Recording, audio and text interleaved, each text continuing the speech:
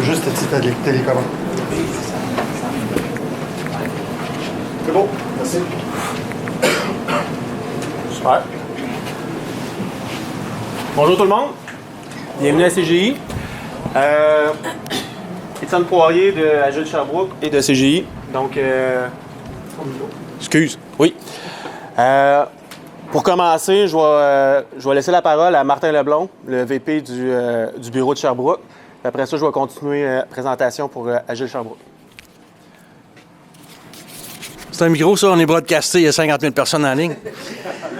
Dans un accès de générosité, il m'a donné 3 secondes de vous souhaiter la bienvenue. Fait que je vais en profiter. Je vais peut-être en prendre 10. Mais juste pour vous dire qu'on est heureux de vous accueillir chez nous. Ça fait longtemps que je suis sollicité. J'ai toujours hésité. C'était pas nécessairement approprié. Mais maintenant, je pense qu'on est mieux installé. Puis même si c'est pas fini, il reste encore des choses à faire. C'est quand même acceptable pour vous recevoir. Fait que ça nous fait plaisir de vous voir ici ce soir. Souhaite une bonne conférence. Je pense qu'on a deux bons conférenciers. Fait que... bonne chance les boys. Fait que je vous laisse... En fait, je reste jusqu'à la fin. Fait que soyez bons. Fait que merci et puis bonne soirée. Merci de nous recevoir.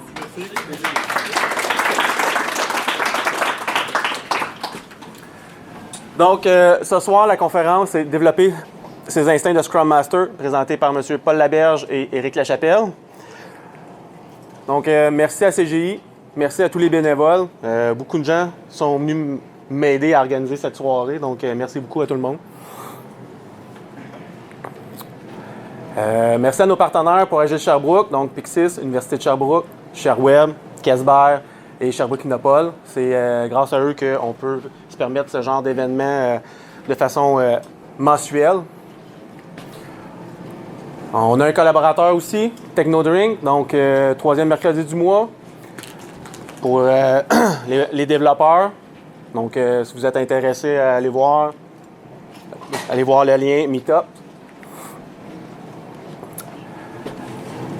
Agile Sherbrooke, donc si vous êtes intéressé à vous joindre à nous, à contribuer, faire du bénévolat, les informations sont là. On est toujours heureux d'avoir des gens avec nous. Agile Tour 2020 qui s'en vient. Donc, les billets devraient être en vente sous peu. On a reçu les conférences. On a terminé l'appel aux conférenciers. Donc, on est rendu à sélectionner les conférenciers qu'il va y avoir pour la journée. Donc, sous peu, on va avoir plus d'informations sur le site web du Agile Tour Sherbrooke. Donc, nos deux conférenciers, Paul Laberge et Éric Lachapelle. Deux spécialistes Agile, Scrum. Je vais vous laisser vous présenter vous-même. Donc, merci à tout le monde d'être présent. Puis, bonne conférence. Bonne soirée. Je te laisse les armes. Excellent. OK, ah oui, c'est vrai. Il faut que je me place entre les deux projecteurs, puis j'ai pas le droit d'aller sur le côté d'Éric. Ça fait que c'est comme ça, c'est la règle. Fait que, non, moi j'ai un micro ici, mais je suis posé de porter lui aussi. Merci de vous être déplacé ce soir. C'est la première fois que je fais une présentation comme ça devant tant de gens avec Agile Sherbrooke. Il faut être patient. Éric, je pense aussi. J'aimerais ça remercier Agile Sherbrooke pour nous permettre aussi l'opportunité. C'est intéressant pour partir là. Ça fait que on va tout de suite commencer. Ceci dit, on va tout de suite commencer. J'ai besoin de vous donner un petit peu de contexte avant tout. Je sais que Martin a parlé, Étienne a parlé, mais pour vous donner un petit peu le monde dans lequel Éric et moi on travaille, c'est important de bien connaître un petit peu plus notre environnement. CGI, c'est gros. Il y a 400 bureaux à travers le monde. On a plus que 77 000 consultants à travers le monde, des spécialités variées un petit peu partout. C'est avec des experts, nous autres, on a accès à toutes. Si on veut un expert dans n'importe quoi, on l'a. Il est accessible par l'entremise de ces bureaux-là. Au Québec, c'est un peu particulier. On a des centres de livraison. Sherbrooke, c'est un centre de livraison. Nous autres, on travaille avec des très gros projets, très souvent avec des très gros projets. Nos clients sont en France, sont en Europe, sont à Montréal, sont Colombie-Britannique, sont un peu partout. Puis, on travaille avec différents types d'équipes. Puis, je voulais clarifier ça avant de commencer notre présentation. On travaille avec des équipes délocalisées, on travaille avec des équipes dispersées. Puis je veux juste donner un exemple d'une équipe dispersée. Le Scrum Master est à Sherbrooke. 2 développeurs sont au Saguenay. Le testeur est à Montréal. Puis il y a un architecte à Shawinigan, là, au Saguenay, peu importe. On a plusieurs bureaux comme ça. On a des équipes qui sont dispersées comme ça. Donc, c'est vraiment important de mettre en place des processus qui vont rallier les gens puis être capable de devenir performants. Tout ça pour livrer le plus de valeur pour le client. On a aussi 175 solutions internes. Ça fait qu'on ne fait pas juste la consultation CGI. On fait beaucoup de logiciels maison. On en a plusieurs. Il y en a plusieurs ici à Sherbrooke. Ça fait qu'on a tous ces environnements-là. Juste pour clarifier ce petit bout-là, pour ceux qui ne connaissent pas bien CGI. Il y a des gens sur la rue qui me demandent où je travaille. Je dis CGI. Ils disent c'est où ça? Tu sais, c'est quoi ça? Ça fait qu'il y a encore beaucoup de gens qui ne savent pas c'est où. Martin nous cache sur la rue des Abénaquis. On est très cachés. Il n'y a personne qui nous voit ici. Ça fait que je voulais juste vous donner ça pour que vous puissiez suivre un petit peu ce qu'on va vous montrer. Ça fait que, Éric, si tu veux te présenter ton background un petit peu là-dessus. Donc, bonjour tout le monde, bienvenue. Je m'appelle Éric Lachapelle. Donc, je vais faire une partie de la conférence avec Paul ce soir. Donc, un peu de contexte, dans le fond. Moi, ça fait à peu près 10 ans que je travaille dans le monde informatique. Il y a une bonne partie de ces années-là que j'ai été développeur logiciel, donc j'ai un bon côté technique sur le développement, l'analyse, les infrastructures et tout. Et puis, dans les dernières années, je me suis réinvesti un petit peu plus au niveau de la gestion. C'est là que j'ai commencé à m'intéresser vraiment au côté agile du software development et puis à l'amélioration continue des processus. Puis là, j'ai appris le poste de Scrum Master. J'ai décidé de me lancer là-dedans. Donc, ça fait maintenant plusieurs années que je suis Scrum Master. Ça va me faire plaisir aujourd'hui de partager une partie de mes connaissances avec vous.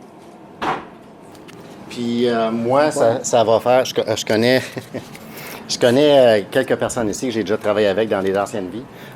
Puis j'ai à peu près... Ça fait presque 40 ans que je suis en informatique. 26 en développement logiciel. Puis j'ai traversé tous les styles. On a fait du XP, programmation XP. J'ai fait des transformations waterfall vers l'agilité avec Valérie en arrière. C'était une des personnes qui a travaillé avec moi là-dessus. On a fait des transformations vers Safe. Aussi dans les agilités à grande échelle. Ça fait que j'ai traversé un petit peu tous les styles. Ça fait qu'à CGI, je focus sur l'agilité, puis l'agilité itérative en général. OK, ça fait que pour commencer, moi je suis curieux, combien de gens ici sont Scrum Master? Est-ce qu'on peut lever la main, ceux qui font ça? Non, pas temps plein, non. 2, ça fait qu'on a une demi-douzaine qui sont Scrum Master. OK.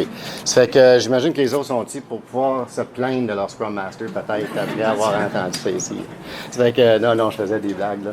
Mais, OK. Parce qu'il y a des défis à être Scrum Master. Il y a beaucoup de défis à être Scrum Master. C'est pas simple. Il y a beaucoup de gens qui embarquent là-dedans. Éric puis moi, on mentor les Scrum Masters à CGI. On voit souvent ça quand les nouveaux Scrum Masters commencent, ils sont un peu perdus. Parce qu'ils ne savent pas c'est quoi les recettes qui fonctionnent. Je parlais avec Antoine de recettes. On va parler un petit peu des morceaux de recettes qu'Éric puis moi, on utilise. Ça fait que je n'irai pas d'abord en détail dans ça. Je veux juste parler des éléments qu'il faut éviter aussi dans nos défis. C'est premièrement les rôles qui ne sont pas clairs. Ça peut être un défi dans l'équipe. Il y en a qui font plusieurs tâches. Ils ne font pas juste Scrum Master. J'ai parlé des gens ce soir qu'ils ont des doubles tâches. C'est important de définir les rôles de façon claire. Savoir comment motiver les membres, comment les récompenser. Comment est-ce qu'on gère la performance des membres? Est-ce qu'on doit faire ça? J'entends ça souvent. Je suis très actif sur LinkedIn. Je suis beaucoup de coachs agiles qui parlent de faut jamais faire ça en Scrum. Puis j'entends des gens dire faut jamais faire ça en Scrum. Je doute un peu de leur stratégie quant à l'application. Ça fait que quand j'entends ces genres de choses-là, fait qu'il faut faire attention.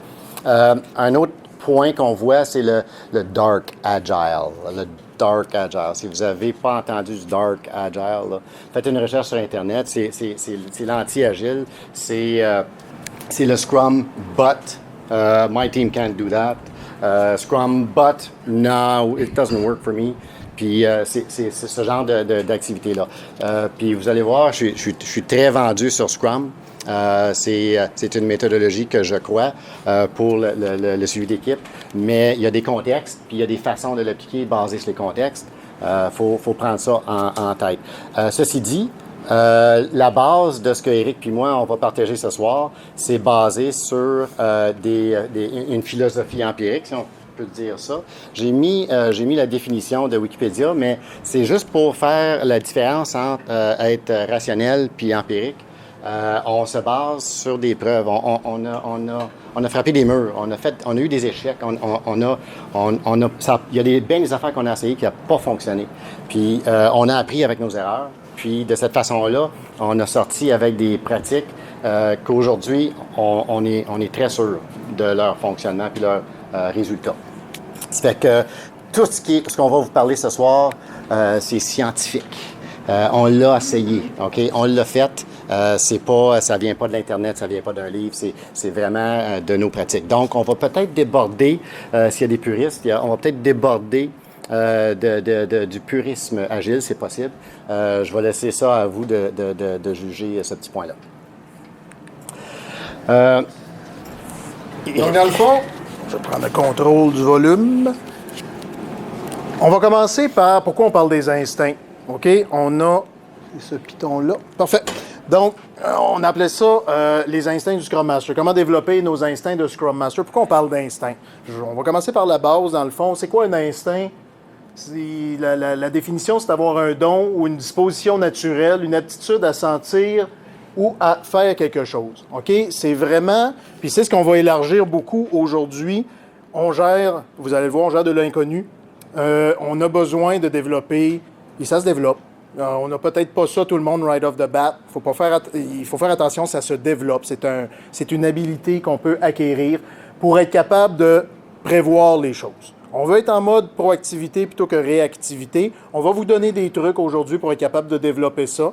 Puis chacun va être capable de trouver son compte un petit peu au travers de ça. Moi et Paul, on aime beaucoup ce qu'on appelle les 4 P. Fait que vous allez chercher ça sur Google, vous n'allez rien trouver. Parce que les 4 P, c'est seulement des affaires que moi et Paul, on va appeler ça les 5 P parce que je viens d'inclure Paul, mais c'est ce qu'on s'est mis comme petit truc à l'interne pour retenir des points importants du métier de Scrum Master. C'est quoi les 4 P? Prévoir, prévenir, proactivité puis positionnement. Donc, on veut prévoir les obstacles de l'équipe. Là, vous allez voir de plus en plus pourquoi on parle d'instinct. Donc, vraiment prévoir les obstacles, prévenir les crises. On est en prévision. Puis ça peut être des crises, c'est large. Ça peut être des crises au niveau personnel, interpersonnel entre des gens. Ça peut être des crises au niveau d'un système. Nous autres, on travaille en IT. Mes références vont être souvent en IT. Donc, ça peut être des crises au niveau d'un système, des conflits entre des systèmes qu'on voit arriver. C'est de la prévention. Tout ça a un lien avec la proactivité. Quand on est en mode réactif, on attend que quelque chose se passe et on réagit en fonction du stimuli qu'on vient d'avoir. Nous, on tente vraiment d'être en mode proactif. Donc, on parle de prévenir. On veut justement être proactif vis-à-vis les situations dynamiques qu'on a dans chacun de nos contextes différents. Et mon préféré est souvent celui qui est le plus oublié, le plus laissé de côté, le positionnement. Positionner l'humain avant le produit. Puis là, que vous soyez en IT ou que vous soyez dans n'importe quel, en vente, en commerce, peu importe, ça n'a absolument aucune importance. Vous dealez avec des équipes, vous dealez avec des gens, puis ces gens-là sont différents. OK? Il y a des gens avec qui vous allez vous entendre bien, des gens avec qui ça va être plus difficile, des gens qui acceptent le changement, des gens qui ont de la résistance au changement. Vous allez toujours, tout au long de votre vie, travailler avec des gens différents de vous. Et c'est important de se souvenir qu'en équipe, on veut être capable de positionner vos collègues, les gens avec qui vous travaillez, avant le produit que vous essayez de faire. Moi, je produis des softwares, mais je vais toujours essayer de faire passer mon équipe avant le but de délivrer un software. Parce que si on brûle une équipe pour être capable d'arriver à nos fins, bien, vous n'aurez plus d'équipe, ça ne sera pas long. Donc, vraiment, nous, on positionne les gens avant et on tente justement de se trouver des trucs, puis on va le voir au courant de la présentation, pour générer de la motivation au sein de l'équipe. Donc, comment on va s'y prendre aujourd'hui? On semble avoir beaucoup de sujets, donc comment on va s'y prendre pour passer au travers de tout ça?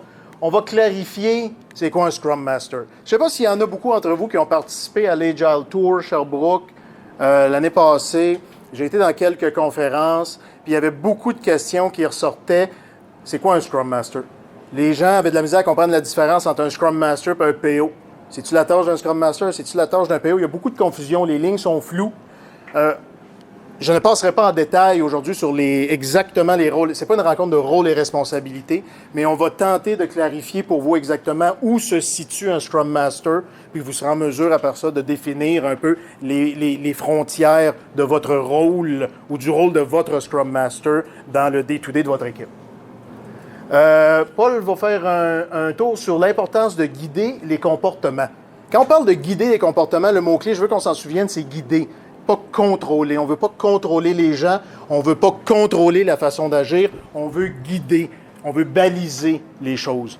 Je discutais avec des gens au début de la soirée, on parle souvent de chaos dans les équipes.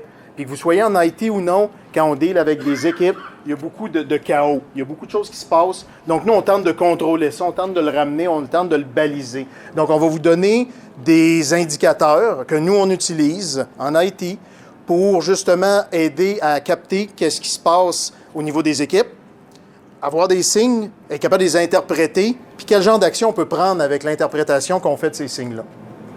On parle beaucoup de feedback, le côté humain. On veut positionner l'humain avant le produit, il va y avoir du feedback. Les gens vont nous parler. Ça peut être des gens de votre équipe, ça peut être votre patron, ça peut être votre client. Il y a toujours du feedback qui arrive de tout part, de tous côtés. C'est important d'être ouvert au feedback.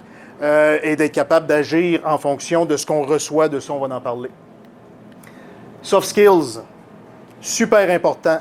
Je l'ai mentionné, on travaille avec des gens, on travaille avec des équipes. C'est pas tout le monde qui réagit de la même façon à des propos. Il faut être capable de parler aux gens. Peu importe dans quel monde vous vous situez, dans quel environnement, il faut être capable de parler puis d'apporter les sujets, tout dépendant au type de personne à qui on s'adresse. Donc, on va passer du temps sur les soft skills, vous montrer qu'est-ce qui est important. Vous allez voir, c'est vraiment pas compliqué, mais des fois, ça fait un déclic qui peut changer complètement la donne dans une de vos équipes et dans l'environnement de travail. Et on va finir par vous montrer des outils que nous, on se sert à l'interne. On tente de garder des outils gratuits, accessibles à tous. Donc, on va vous en montrer quelques-uns qui sont super pratiques, super le fun, puis qui peuvent changer un peu la dynamique dans vos équipes. J'ai inclus un petit graphique pour montrer un peu où est-ce qu'on se situe en tant que Scrum Master rapidement. On voit que les spikes sont dans, on le voit, je vais vous le dire, Servant Leader, Facilitateur, puis Enseignant. Puis vous allez découvrir au courant de la présentation, c'est quoi un Servant Leader, comme deux oppositions, un servant puis du leadership. Comment on peut être au service de l'équipe tout en allant de l'avant. Oui? La petite ligne bleue et la petite ligne rouge, ça peut être, par exemple, l'état actuel dans lequel vous êtes dans votre rôle. Disons que tu es déjà Scrum Master. C'est un exemple de où est-ce que toi, tu peux te situer dans les différents pôles. Puis la ligne rouge, c'est vers où on aimerait t'apporter en tant que Scrum Master les sphères à développer, si tu préfères. Bienvenue.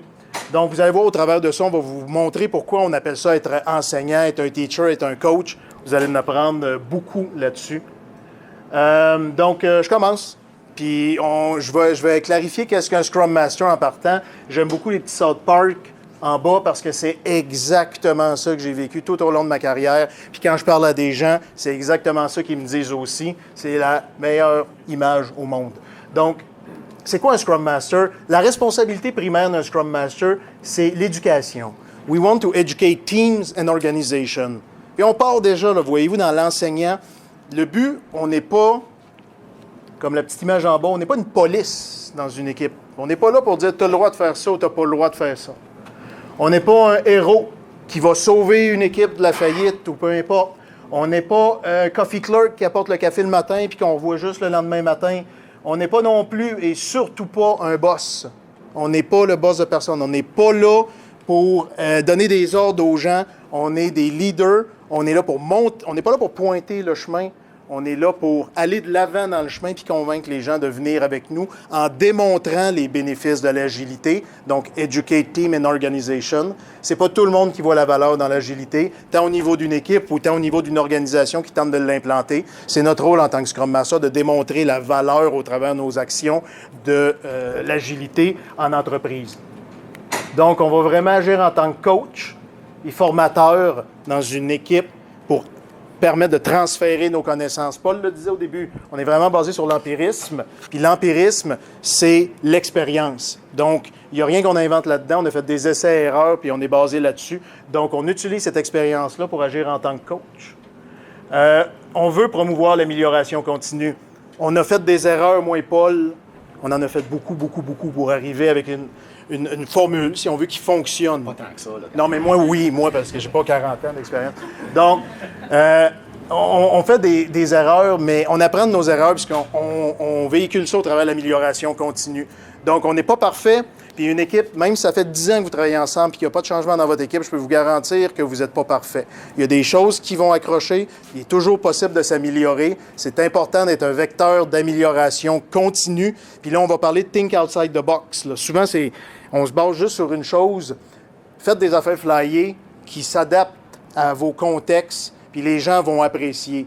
Moi, j'ai eu la chance de travailler avec des gens qui sont plus jeunes, puis je suis capable de faire des affaires flyées dans l'équipe. Les gars, les filles embarquent avec moi, ils trouvent ça drôle. Puis on découvre des nouvelles façons de travailler ensemble. Puis on va vraiment à l'extérieur des boundaries. Puis souvent, on trouve des façons de faire qu'on n'aurait pas pensé qui pourraient fonctionner. Puis ça motive toute l'équipe au complet. Et tout ça va encourager, bien sûr, la collaboration et la communication. Mais pour en arriver là, un des points, puis c'est là que Paul va enchaîner avec nous, il va nous montrer qu'est-ce qu'on peut mesurer et comment. C'est pas vrai qu'en agilité, on ne peut pas rien mesurer. C'est pas vrai qu'on laisse les choses aller puis advienne que pourra. Il y a des indicateurs. C'est important de les connaître. C'est important de savoir qu'est-ce qu'ils veulent dire puis de prendre action sur ce que ces indicateurs-là vont nous dire. Donc, Paul va pouvoir nous en donner un petit peu plus de détails à ce niveau-là. Maître. Merci, Éric. OK, merci là-dessus. Ça fait que là, pour commencer, quelque chose que je vois très rarement dans les équipes qui n'ont pas de processus de soutien pour les équipes de développement, c'est un guide d'équipe. Puis ça peut sembler banal, mais c'est quelque chose de base que toutes les équipes devraient avoir pour plusieurs raisons, pour simplifier, pour définir les rôles. C'est qu'est-ce qui fait le Scrum Master versus le PO. Qu'est-ce qu'ils font les développeurs, qu'ils sont responsables de quoi. Ça peut être quand ils font des refinements, les développeurs sont responsables de le dire si jamais ils n'ont pas assez d'informations. Ça peut être si basique que ça. Mais c'est un document qui est vivant, qui appartient à l'équipe. Puis on le monte avec l'équipe. Ça fait qu'on va mettre des informations à l'intérieur de ça, comme c'est quelle heure qui sont les daily. Ça fait que si Éric arrive 10 minutes en retard à tous les jours, ben ça va revenir à rétro. Puis là, on va dire, écoute, t'es toujours en retard. C'est à 10 heures le daily. Là. Puis là, Éric va dire, ben écoute, j'arrive pas parce que j'ai mon char part jamais ou peu importe la raison. On peut-tu le retarder d'une demi-heure? Ben on va changer l'heure, puis on va le clarifier, puis on va le mettre dans le guide d'équipe. Le daily, OK, il est à 10h30 maintenant, tout le monde. Ça clarifie les règles, tout le monde est au courant. Là, je donne un exemple banal, mais il y a les responsabilités, il y a les WebEx. Nous autres, on travaille beaucoup avec, comme je l'ai dit au début, des équipes dispersées. Le WebEx, écoute, on est dessus la moitié de la journée. Là. Fait que le lien vers le WebEx, ben il est dans le guide d'équipe. Il n'y a pas d'excuse, tu ne le trouves pas, il est là. Le code, c'est pareil, il est là. C'est qu'on a tout un encadrement à l'intérieur de ça. On a même ajouté quelque chose, Antoine le sait, ici à CGI. On met les heures obligatoires de disponibilité. À CGI, tu peux travailler de la maison, mais il faut que les conditions sont décrites dans le guide d'équipe, que tu dois répondre à ton téléphone, puis le numéro, il est dans le guide d'équipe, entre 9h30 et 3h tous les jours. Si quelqu'un se lève plus tard le matin parce que c'est comme ça qui est, parfait, pas de problème. Ça marche avec nous autres, ça. Parce qu'on est juste obligé d'avoir une disponibilité de 9h30 à 3h. C'est l'équipe qui décide les heures. Donc, on peut aller de l'autre façon aussi. Quelqu'un est obligé d'aller chercher ses enfants à la garderie. Pas de problème. On a des heures de disponibilité qui sont concentrées. Ça, c'est quelque chose qui sont très utiles dans un guide d'équipe. Oui. C'est le fait qu'il y a beaucoup de changements dans l'équipe. Quand il y a beaucoup de changements. Beaucoup de changements, mettons, votre équipe du 5-6 puis la moitié de l'équipe par année qui part, qui revient, comment ça peut établir? Tu revotes à chaque année, comment vous faites pour établir? Bien, toi, tu parles c'est l'histoire de notre vie. Comme tu sais, CGI, on est en consultation. C'est que quand les gens deviennent experts, bien, on les transfère dans des équipes pour qu'ils puissent partir d'autres, puis tout ça. C'est constant. Ce qu'on fait, c'est que la règle, c'est que tu pars de base avec ça. Ça, c'est le guide d'équipe. Tu es un nouveau qui embarque, c'est ça les règles. Si tu veux changer quoi que ce soit, il n'y a pas de problème. On est agile. Le changement est bienvenu, très bienvenu. Mais reviens-moi à rétro avec ça. Je ne veux pas en entendre parler avant ça. Fait que d'ici ce moment-là, tu suis les règles, reviens à la rétro, fais une recommandation, l'équipe va décider, on l'implante, on le décide. Mais il n'y a personne qui modifie ce document-là tout seul. C'est le Scrum Master gère ça. Le Scrum Master met son pied à terre, puis il y a un encadrement derrière être Scrum Master. Ces genres d'encadrement-là sont importants. Ça appartient à toute l'équipe. Il n'y a pas un mot qui est changé là-dedans sans que toute l'équipe soit au courant. Juste une petite précision. Comme ça, c'est des règles, mettons, tu parlais par les heures, mais mettons que la compagnie, elle, au-dessus, c'est pas les mêmes heures. Nous autres, on Bien, nous autres, la règle est simple, hein? C'est le client. mettons que la compagnie au-dessus. Là, c'est moi qui dis à Paul de répéter la question. Ah, OK, je pensais que c'était... OK. Qu'est-ce qui arrive? C'est les heures de la compagnie auxquelles tu sers des différents besoins, des différentes exigences. Nous autres, on se plie au client. C'est automatique. CGI, on est consultant, c'est le client vient en premier. C'est la même valeur que l'agilité qu'on a ici. C'est le client, on sert le client en premier. C'est la règle d'or. Puis c'est pour ça que CGI, ça fit bien avec l'agilité. On y croit. Puis, c'est lui qui décide. Fait que s'il y a des règles, on n'a pas le choix. Si on ne prend pas de vacances à Noël, si le client ne prend pas de vacances à Noël, ben c'est just too bad, mon gars, mais il faut rester là. C'est sûr qu'il y a une flexibilité. Là, j'exagère un peu disant qu'il n'y a personne qui peut partir en vacances à Noël. Pensez pas ça. Là. On le fait, mais c'est le client en premier. Mais c'est des bonnes questions, ça. Mais ça appartient à l'équipe à la base, mais effectivement, s'il y a des éléments de contrat, ben il faut aller avec ça. Des éléments importants dans le guide d'équipe. Nous autres, on les inclut dans le guide d'équipe. C'est Definition of Ready, ça en est un. Il y a beaucoup d'équipes qui n'ont pas de Definition of Ready. Ils ont un Definition of Done, mais ils n'ont pas de Definition of Ready. Donc, c'est souvent la chicane dans le sprint. Puis ça, c'est quelque chose qu'on peut éviter. C'est une entente qui est faite entre l'équipe puis le PO, typiquement, parce que dans notre monde, le PO gère les refinements, les raffinements. C'est lui qui gère son backlog, c'est lui qui est responsable. Ça fait que c'est lui qui est responsable d'organiser les refinements puis de s'assurer que il y a suffisamment de backlog prêt pour le sprint. Puis c'est le Scrum Master, dans notre cas, qui va toujours surveiller le PO, puis on va s'assurer qu'il y a assez de backlog pour le sprint. Puis on va dire, hey, monsieur PO, là, écoute, tu as pas assez de story, là, on n'est pas prêt là, pour le sprint. Ouais, embarque sur un refinement. Là. Puis ça, c'est le Scrum Master qui va encourager ça. Mais Definition of Ready, c'est un des éléments clés. Parce qu'il faut savoir qu'est-ce qu'on prend dans le sprint. Moi, je vais vous garantir que l'un des gros problèmes dans les sprints, c'est le refinement, c'est ce qui n'est pas complet, il n'y a pas de definition of ready.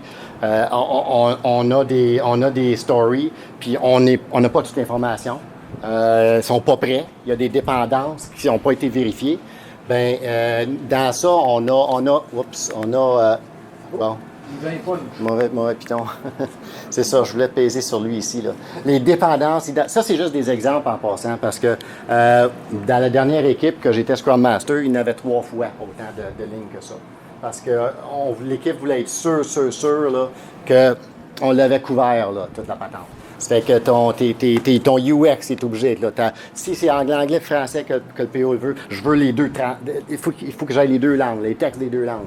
Je veux avoir une référence aux standards. S'il y a des standards UI, UX, je veux les références à ces standards. Toutes des affaires qu'on peut exiger avant.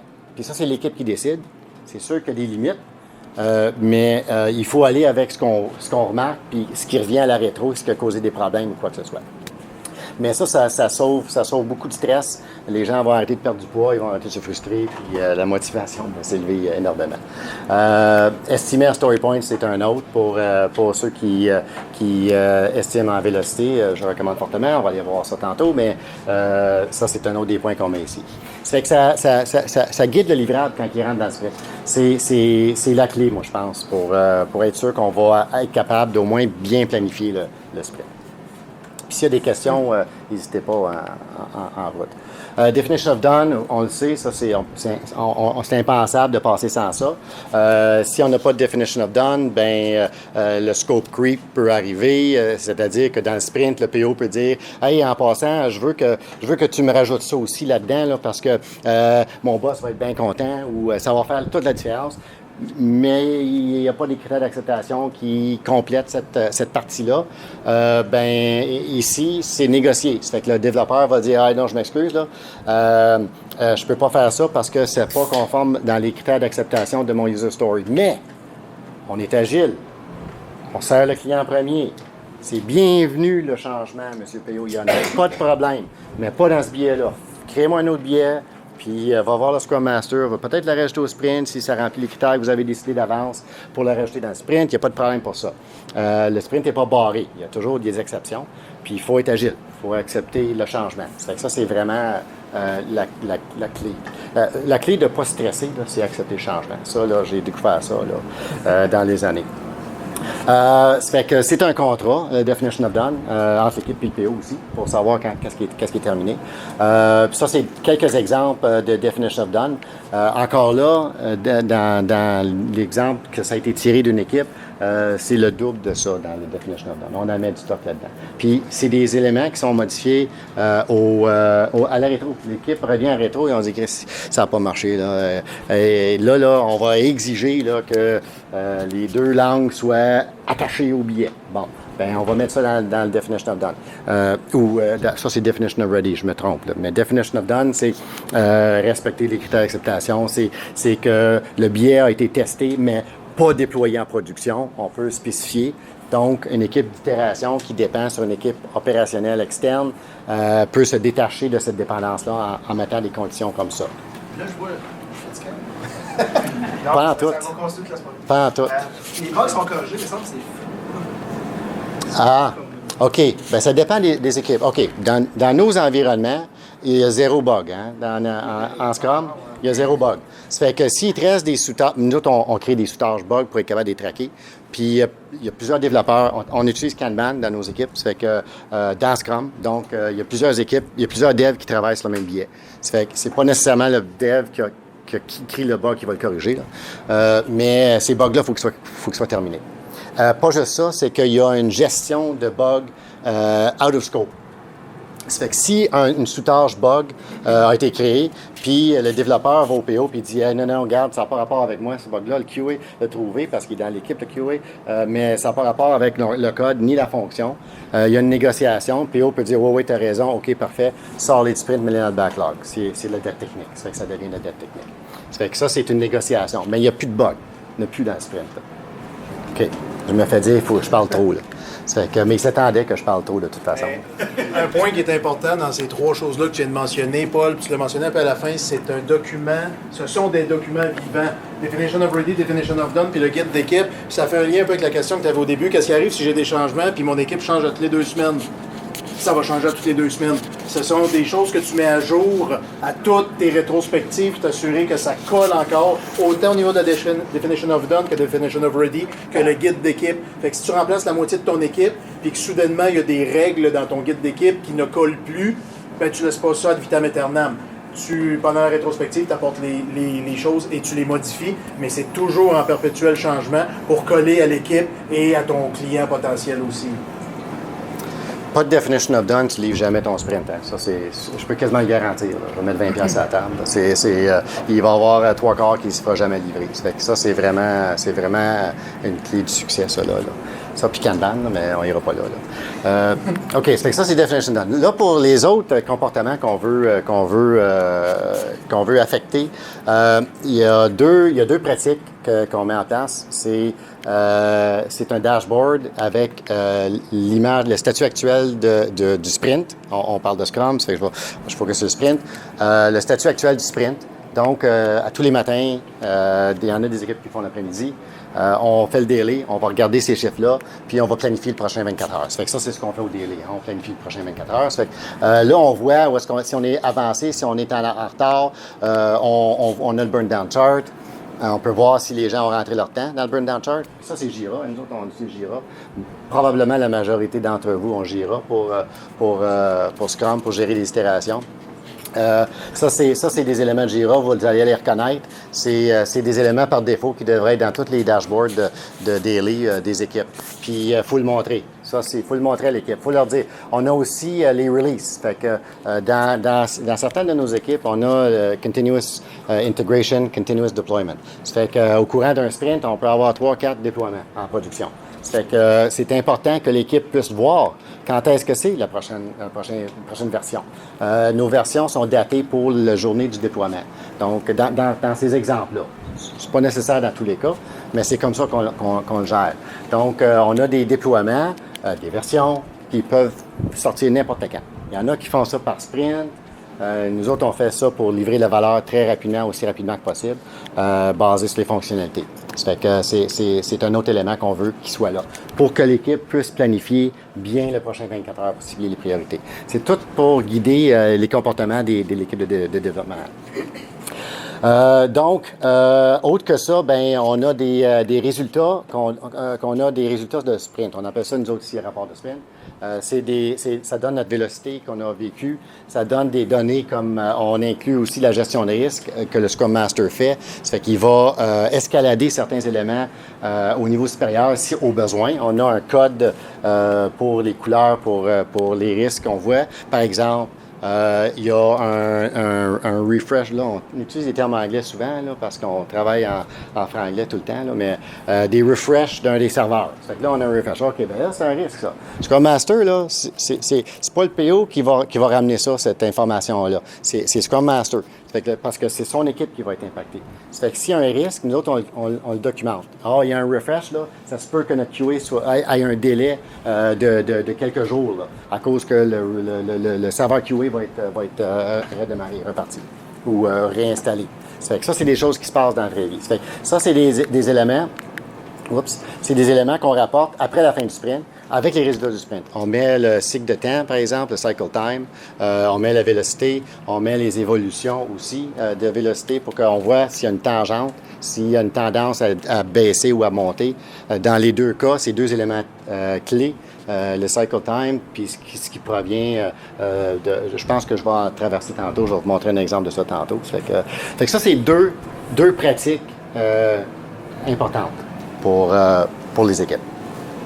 Est-ce qu'il y a des questions là-dessus? Il n'y a pas de questions là-dessus. On a des exemples en vraie vie, mais ça ne rentrait pas. Puis j'ai mis des exemples partiels. Ça fait que, là, des exemples de concrètement, ce qu'on met dans les éléments. C'est des éléments qu'on montre aux équipes, encore là, au rétro. C'est que moi, on a peut-être 5, 6, 7 graphiques d'évolution de différentes données. Puis c'est la première chose qu'on fait au rétro, c'est on monte ça à l'équipe. Ça fait que là, l'équipe, ils vont voir si leur vélocité moyenne, puis écoute, ça fluctue, hein. Ça, c'est la vraie vie, là.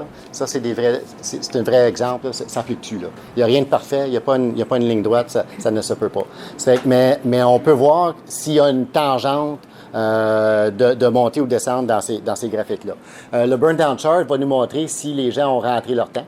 Ils vont aussi montrer s'ils ont travaillé dans le sprint. Ça fait que si les deux se suivent, on sait que les gens n'ont pas travaillé sur des biais hors sprint. Ça fait qu'on veut les encourager à travailler dans des biais seulement dans le sprint, dans le cas de l'équipe de développement. Ça fait que je leur montre ça. On leur montre l'élément. Des choses qui peuvent arriver, ça, c'est un cas parfait, là. Des choses qui peuvent arriver dans un burn-down chart, ça peut arriver, ça. OK? Ça fait que ça, c'est un exemple. Ça, c'est un bon exemple. Ça, c'est arrivé à Noël, ça. OK? On a eu une équipe de développement qui ont dit Ouf! Premièrement, ça, c'est le 25 puis le 26 décembre. Fait qu'ils n'ont pas travaillé. Fait qu'on voit qu'ils n'ont pas travaillé. Puis je voulais montrer ça pour démontrer un burn down qu'on peut voir quand ils n'ont pas travaillé. Il n'y a pas de mouvement. Il y en a un qui est rentré le 28, je pense que c'était vendredi ou le 29. Là. Il a fait un petit quelque chose, mais les autres ont pris congé. Fait que là, c'est une ligne plate. L'équipe a décidé de prendre vacances, puis ça, des choses qui arrivent. Mais ça parle, ça nous dit qu'est-ce qui se passe dans le sprint. Fait que ça, c'est un des exemples. Ça, c'est des burn down charts qui sont configurés par les heures. Nous autres, on estime en story point pour la planification d'un sprint. Puis au sprint planning, on estime les sous-tâches pour s'assurer que le développeur sait qu'est-ce qu'il va faire dans le sprint. Puis ça lui donne concrètement un engagement. Ça va me prendre 8 heures faire la modification de la BD. Ça concrétise, puis c'est magique, ça.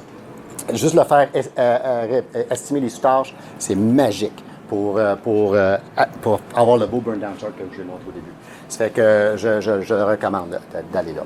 Ça fait que là, pour la vélocité, bien ça, c'est une équipe qui est très, très, très stable, mais il peut avoir non, je voulais montrer pour les story points. Un burn down chart par story points, là, ça marche pas. Allez pas là, ça marche pas.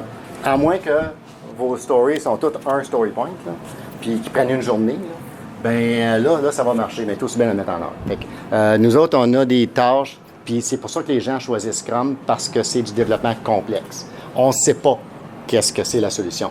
On estime des tailles en story point parce qu'on estime que ça va prendre un certain montant de temps. C'est ça la taille en story point, mais on ne sait pas. Puis ça peut être gros, puis ça peut être petit, puis ça peut être moyen, on ne le sait pas.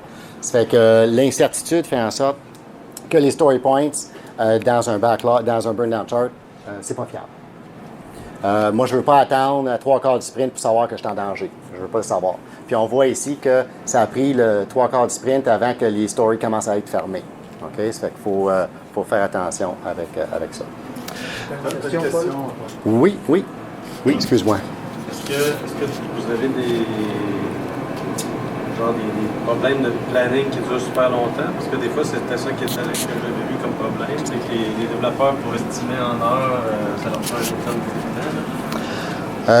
temps. Maxime, il est où? Maxime, ça c'est un dev senior dans une équipe. Ça prend combien de temps faire ton planning pour le sprint planning? 2 heures. Pardon? 2 heures. 2 heures? Pour 2 semaines? 2 semaines. Ouais. Ça fait que ça, c'est toute la planification, négociation avec le PO, peut-être des refinements à la dernière minute que le PO apporte à la dernière minute. Pour respecter Definition of Ready, il faut le faire tout de suite. Encore là, il faut être agile. Ça fait que maximum 2 heures. Je connais des équipes d'Éric, ça prenait 3/4 d'heure. Ça fait que si le backlog est bien planifié, le refinement, c'est encore frais, c'est fait à la dernière minute. Tu arrives au sprint planning, puis le PO a déjà organisé son prochain sprint avec la vélocité prévue. Ça va très vite. Créer les sous-tâches, c'est vraiment vite.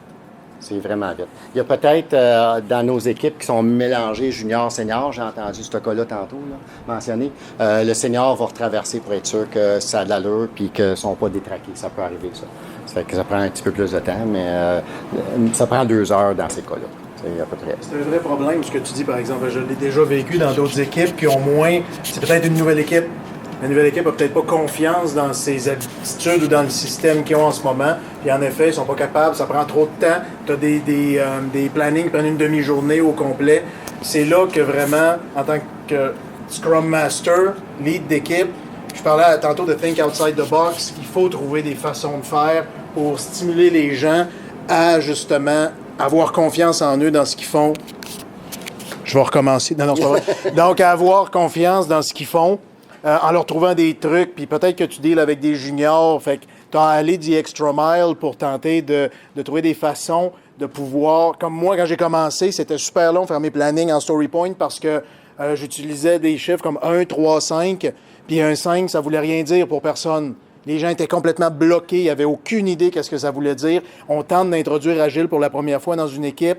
Ben le truc que tout le monde trouve, right off the bat, que les gens suggèrent, c'est utiliser des sizes de T-shirt. Small, medium, large. Oh, là, les gens se mettent à comprendre qu'un 1, c'est un small, un 3, c'est un medium T-shirt, un 5, c'est un large. Là, ça se concrétise dans leur tête un petit peu comment ça fonctionne. Fait que là, je leur demande de comparer une story avec une autre. Si celle-là, c'est une small, est-ce que celle-là, elle est plus grosse ou non que celle-là. Puis là, les gens se mettent à penser. Puis là, ah, OK, je crois que c'est définitivement plus complexe. C'est un 3. Fait qu'on y va vraiment de façon de base, mais il faut trouver des façons d'engager les gens. Puis à force d'avoir confiance, si tu n'as pas un taux de roulement très élevé dans ton équipe, les gens vont avoir de la confiance, ils vont développer une connaissance puis une maturité. Puis tu devrais voir ton temps de meeting s'améliorer, réduire au fur et à mesure que tu stimules la confiance des gens là-dedans. Est-ce que vous avez des architectes qui font la même affaire côté technique? Parce que souvent, c'est en design que ça se passe, ce temps-là. Tout ça, Cette solution-là, tout ça est fait au sein de notre équipe. Fait que nous, c'est les développeurs vont faire, on a des QA, on a des gens qui vont faire de l'analyse. Si on a besoin d'analyse, on va avoir des billets d'analyse qui vont être faits dans un sprint et dédiés à une analyse pour pouvoir avoir un billet de réalisation plus tard qui va être clair et bien défini. Donc, on ne fait jamais tout d'un Puis ça tas. dépend des clients aussi, là.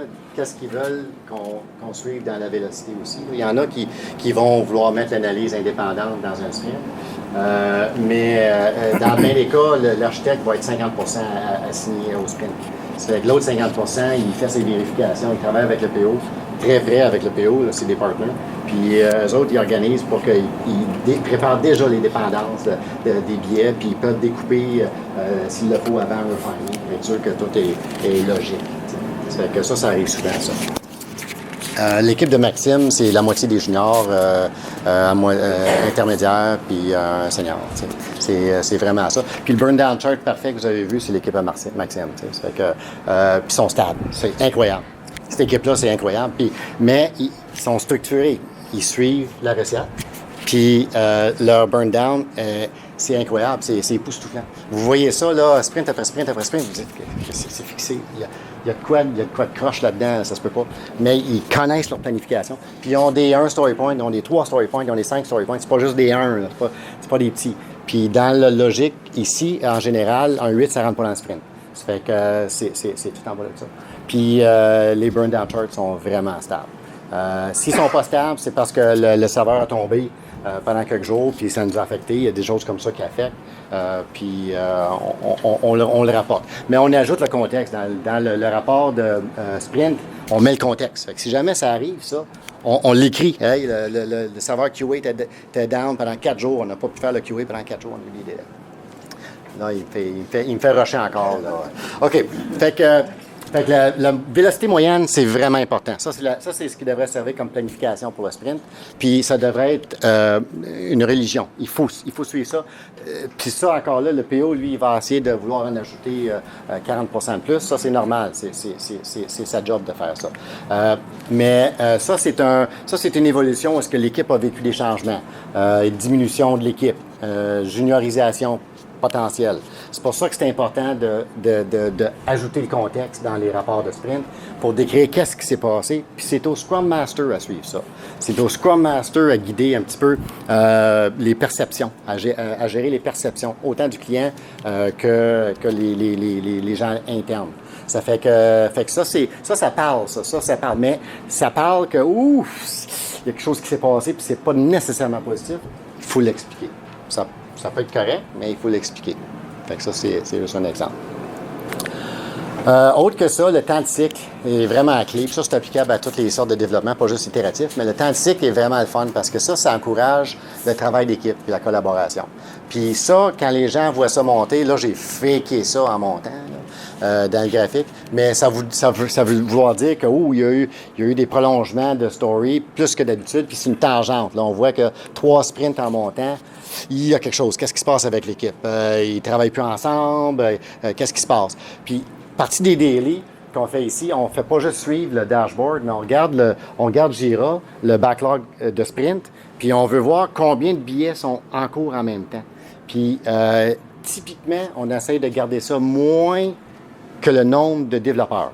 Ça fait que, typiquement, il peut y avoir des exceptions, là, mais c'est à peu près ça. Ça fait qu'on essaie d'encourager le Kanban au bout. Puis quand on a commencé à faire ça, Maxime, c'est une des équipes qui a commencé à faire ça depuis longtemps, depuis une couple d'années. Puis en premier, les développeurs, ils détestent ça. OK? Parce qu'il faut qu'ils partagent le code. Là, il faut qu'ils gèrent. Hey, non, j'ai fait mon check-out. Ah non, attends un petit peu, là, j'ai cette branche-là, je travaille là-dedans. Il y a des difficultés pour démarrer là-dedans. Mais une fois qu'ils démarrent, là, ils ne veulent plus arrêter. puis ça devient instinctif pour eux autres, puis ils travaillent 2 sur un billet de façon régulière. C'est vraiment quelque chose. Puis le temps de cycle, on voit l'amélioration du temps de cycle, comment il a baissé énormément. Puis ça s'est produit dans beaucoup de nos équipes à cause de Kanban. Ça fait que Kanban, là, c'est pas un board avec des colonnes. Là. Ça veut pas dire ça, pantoute. Là. Quelqu'un qui me dit oui, moi je fais du Kanban, ben oui, OK. Tu calcules ton cycle de vie? Non. OK. Ben, tu work in progress? Non. Ben, c'est quoi tu veux dire? Ben, j'ai des colonnes, moi j'ai pas de sprint. Ben, c'est pas ça Kanban. Ça fait que ça, il y a une grosse amélioration en appliquant ça. C'est magique. En bas, on a le mouvement dans le sprint. Ça fait que ça, c'est un autre graphique d'évolution. Bien, ça, c'est pas évolution. Mais ça va donner une idée de sur quoi on doit s'attendre. Puis ça gère les perceptions du client aussi. Parce que ça c'est l'exemple d'une équipe qui a du DevOps. Puis on en a beaucoup d'équipes qui sont DevOps. Donc, ils vont travailler très près avec l'équipe opérationnelle. Il va y avoir un problème, il va y avoir un incident à rapporter. L'équipe opérationnelle va contacter les développeurs. Ils vont dire, gars, moi puis s'il y a des critères d'importance pour ces incidents-là, ils vont dire, gars, moi j'ai un P1, là, j'ai besoin de régler ça, j'ai un temps limité. Nous autres, on a des SLA, des Service Level Agreements pour des pénalités si jamais on ne répond pas. C'est important d'y prendre, ces éléments-là, tout de suite. Ça fait qu'il y a des dérangements dans les sprints, dans les équipes DevOps, oui. Puis, ça affecte le contenu du sprint. Ça fait qu'il y a certains éléments qu'on ne livre pas. Donc, on veut que ce soit clair avec le client, avec le PO, que garde, planifie ton sprint, là, basé sur la vélocité, mais garde, attends-toi là, qu'en moyenne, là, il va y avoir 12 story points qui vont peut-être pas être livrés. Là. Fait que pleure pas là, à la fin du sprint s'il y en a 12 qui sont pas livrés parce qu'on va sûrement avoir des incidents parce qu'en moyenne, on sait qu'on en a. Fait que ça, c'est une façon de gérer les perceptions puis de savoir à quoi s'attendre. Fait que les développeurs, l'équipe n'est pas démotivée. Ils savent à quoi s'attendre. Ça, c'est quelque chose qu'on monte au rétro. Ils savent qu'il va y avoir des dérangements puis ils savent que c'est parfaitement acceptable. Donc, merci beaucoup, Paul, pour ça. Puis ce que tu as mentionné en dernier, c'est super important, gérer les perceptions. Et puis, tu sais pourquoi on parle de gérer les perceptions? Parce qu'au final, nous, on travaille de très près avec l'équipe. On est dans le contexte, on est dans l'opérationnel day-to-day. On travaille avec un client aussi, auquel on doit donner le contexte, comme Paul le mentionnait. Mais souvent, ces contextes-là ne sont peut-être pas remontés jusqu'en haut, jusqu'aux stakeholders. Donc, il peut y avoir des perceptions basées seulement sur les données que Paul a montrées. Paul a montré des données. Ça vient de Jira, c'est des chiffres, c'est du cold, hard data. OK, là-dedans. Mais c'est important. Moi, je reviens à mon positionnement d'humain tantôt. On ne cache pas tout le monde en arrière des chiffres. Là. C'est important de garder l'aspect humain là-dedans puis de gérer les perceptions, puis d'être capable de l'expliquer au travers ce qu'on appelle le feedback aussi. Puis pourquoi c'est important le feedback? J'ai dénoté 3 cérémonies agiles dans lesquelles le feedback est très, très présent et que vous devriez normalement, en tout cas dans vos processus TI, faire comme cérémonie. Puis je vais vous donner quelques petits pointers qui pourraient vous aider si jamais vous ne les faites pas comme ça ou si vous rencontrez des défis dans ce type de cérémonie-là. Donc, le Daily Scrum, c'est le daily. Ça se fait à tous les jours pour planifier la prochaine journée de travail. C'est là-dedans qu'on va se dire, tu sais, les gens réfèrent souvent ça aux 3 questions. Qu'est-ce que j'ai fait? Qu'est-ce que je vais faire? Est-ce que j'ai des bloquants? Donc, c'est la base d'un daily. Mais c'est là pour prendre 15-20 minutes puis discuter de comment ça va dans l'équipe, puis qu'est-ce que je vais faire pour travailler pour atteindre mon sprint goal, mon but. Parce que là, on a un sprint, on définit un objectif, et notre but, c'est de l'atteindre pour livrer cette valeur-là. Donc, on va en parler pendant le daily de qu'est-ce que je compte faire pour me rapprocher de ce sprint goal-là. Tout le monde doit parler, bien sûr, c'est pas un one-man show, c'est pas juste au team lead, c'est pas juste aux développeurs. Tout le monde est sur cet appel-là, nous. Dans notre cas, on a les développeurs, les QA, les analystes, si on en a, et surtout, on a le PO. Il y a beaucoup de gens qui ont... Il faut se souvenir que nous, le PO est toujours du côté client. Il y a beaucoup de gens qui sont frileux à l'idée d'inclure un client dans une rencontre comme ça. Nous, on prône la transparence. On n'a rien à cacher. C'est super important d'inclure le PO. Tout est basé sur la confiance. Comment veux-tu établir un lien de confiance quand tu essaies de tout faire paraître bien? On ne fait pas d'erreurs. Regarde, on en fait des erreurs. Puis, des fois, le PO a des choses à clarifier, a des questions aussi. On l'inclut. Il est libre ou non de se joindre à cette rencontre-là. On ne l'empêche pas. puis il partage avec nous pendant une 15 à 20 minutes tous les matins sur l'état des choses. Donc, c'est le premier feedback loop que vous allez avoir, basé sur, souvenez-vous un peu des graphiques que Paul montrait, ce que ça peut nous dire, des ralentissements, on a des bloquants, on a un environnement qui a tombé. C'est toutes des choses qu'on peut emmener rapidement pour pointer au client qu'on a cette situation-là dans le sprint actuel. On a parlé de refinement tantôt, donc la rencontre qui sert à prendre les demandes, les besoins clients et à les concrétiser. Donc, pour ne pas avoir un billet, une demande qui dit « Please do stuff. Thanks. » What's stuff? OK? Il faut définir c'est quoi qu'il y a à faire dans un billet, dans une demande. Donc, c'est la rencontre parfaite pour ça. C'est l'opportunité de poser des questions puis de clarifier nos besoins. Peu importe l'entreprise dans laquelle on travaille, on est des conseillers pour le client qui nous engage. Donc, parfois, on peut avoir une demande client farfelue. Puis on réalise qu'il y a peut-être une meilleure façon d'arriver au point B sans passer par Z. Donc, c'est de notre ressort de démontrer ça au client, de lui expliquer, d'agir en tant que conseiller pour lui. Puis plus souvent qu'autrement, éclair de génie, on peut modifier les choses et le client, on travaille avec lui pour modifier la demande. Donc, c'est une bonne occasion d'échange avec lui. C'est du feedback là-dessus. Et on parlait definition of ready tantôt. La definition of ready, elle s'applique là. Est-ce que mon billet est prêt à être travaillé? Puis on voit négociation avec le PO, c'est ça. On négocie le scope d'un billet. Nous, on fait des itérations de 2 semaines. On veut, après 2 semaines, que ce sur quoi on s'est engagé soit livré. Donc, on négocie avec le PO que ce qu'on a, c'est réaliste dans le scope qu'on a. Et puis, on travaille ensemble pour que... On est tous dans le même bateau, hein? Il ne faut pas oublier, on rame tous du même bord.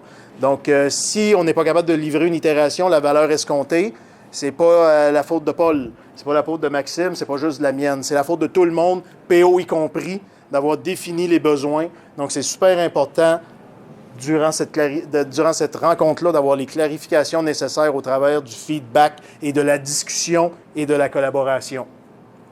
Selon moi, la plus importante, la rétrospective. Que vous fassiez des itérations d'1 semaine ou 1 mois, ça n'a aucune importance. À la fin de chaque itération, il doit y avoir une rétrospective. C'est le moment parfait pour inspecter nos processus. Encore une fois, que vous soyez en IT ou non, vous avez des processus d'affaires, vous avez des façons de travailler qui sont peut-être optimales, peut-être qui sont suboptimales. C'est le parfait moment d'aller de l'avant et d'en discuter. Moi, quand j'ai besoin d'avoir des clarifications, je ne peux pas parler directement au PO. Il faut que je passe par le concierge qui demande à l'électricien que s'il voit le PO passer en dessous de l'échelle, il fasse signe de m'appeler. C'est pas optimal. On amène ça pendant la rétrospective puis on tente de se trouver des façons d'améliorer les choses pour streamliner nos processus. C'est pour ça que c'est écrit « Générer des action items ». Quand on trouve des améliorations, puis ça, vous allez le vivre dans vos équipes, si ce n'est pas attribué à personne, je peux vous garantir qu'à votre prochaine rétro, ils vont être encore là. Les gens n'iront pas les prendre d'eux-mêmes et les faire. Donc, générer des action items, peu importe comment vous y prenez. Nous, on y va dans Jira. On peut utiliser Confluence. On peut utiliser Word, si vous voulez. Vous pouvez utiliser ce que vous voulez. Mais utilisez un moyen de visuellement générer des action items, des checkbox ou peu importe. Prenez action sur les points que vous identifiez. Puis dites-vous, dans ma prochaine itération, à la fin, j'aimerais ça que les actions identifiées suivantes, ça soit fait, puis qu'on passe à d'autres choses. Ça stimule l'engagement des gens, puis ça évite de juste stockpiler des améliorations qu'au final, personne ne va faire. Encore une fois, puis vous le voyez, ça se répète partout, faites participer le PO. C'est crucial pour la transparence puis pour la confiance d'inclure votre client avec vous. Puis lui aussi, il y en a peut-être des points qui accrochent. C'est peut-être pas juste au niveau de l'équipe. Il y a peut-être des excellentes suggestions. Il y a peut-être besoin de coaching. Parce que peut-être que de son côté, on agit aussi, nous autres, en tant que conseillers, pour les processus du côté client. Des fois, c'est vraiment de leur côté que ça accroche. Puis ça fait partie de notre mandat de les assister puis de leur donner des conseils sur comment améliorer leur processus. Donc peut-être que vous pourriez être surpris d'avoir un client qui vous dit « Moi, de mon côté, je tente de faire véhiculer telle information. Ça ne se rend pas. Comment je pourrais procéder? » Et on think outside the box, puis on tente de l'aider à aller de l'avant là-dedans. Mais tout ça se fait au travail des feedbacks. Puis toutes les actions, les comportements que vous tentez de guider au travers des KPI qu'on a vu avec Paul, c'est des actions qui doivent être prises en équipe. C'est pas la faute d'une seule personne si la vélocité chute. si le cycle time monte. C'est vraiment une job d'équipe. C'est ça le but de travailler en agilité, c'est du teamwork, c'est de la collaboration. Donc, il faut vraiment avoir des opportunités de se rassembler pour pouvoir discuter de ces points-là, puis prendre action, puis s'améliorer là-dedans. C'est pas un one-man army. On a besoin de travailler en équipe pour y aller. Si on veut se détacher un peu du data, je parlais de soft skills au début, le côté plus humain des choses. Là, les gens, souvent, des soft skills, c'est cucu. On va le voir, on parle de façon d'être, d'émotion. Les gens pensent que c'est donné. Tout le monde a ça, on n'a pas besoin d'en parler. Vous seriez surpris à quel point une bonne partie des gens qu'ils ne savent pas comment s'adresser à la personne avec qui ils vont parler, comment s'ajuster, comment apporter un point, puis les blocages que ça peut créer au sein d'une équipe, puis à quel point ça peut affecter la motivation. Donc, c'est quoi un Scrum Master? Je le rappelle encore.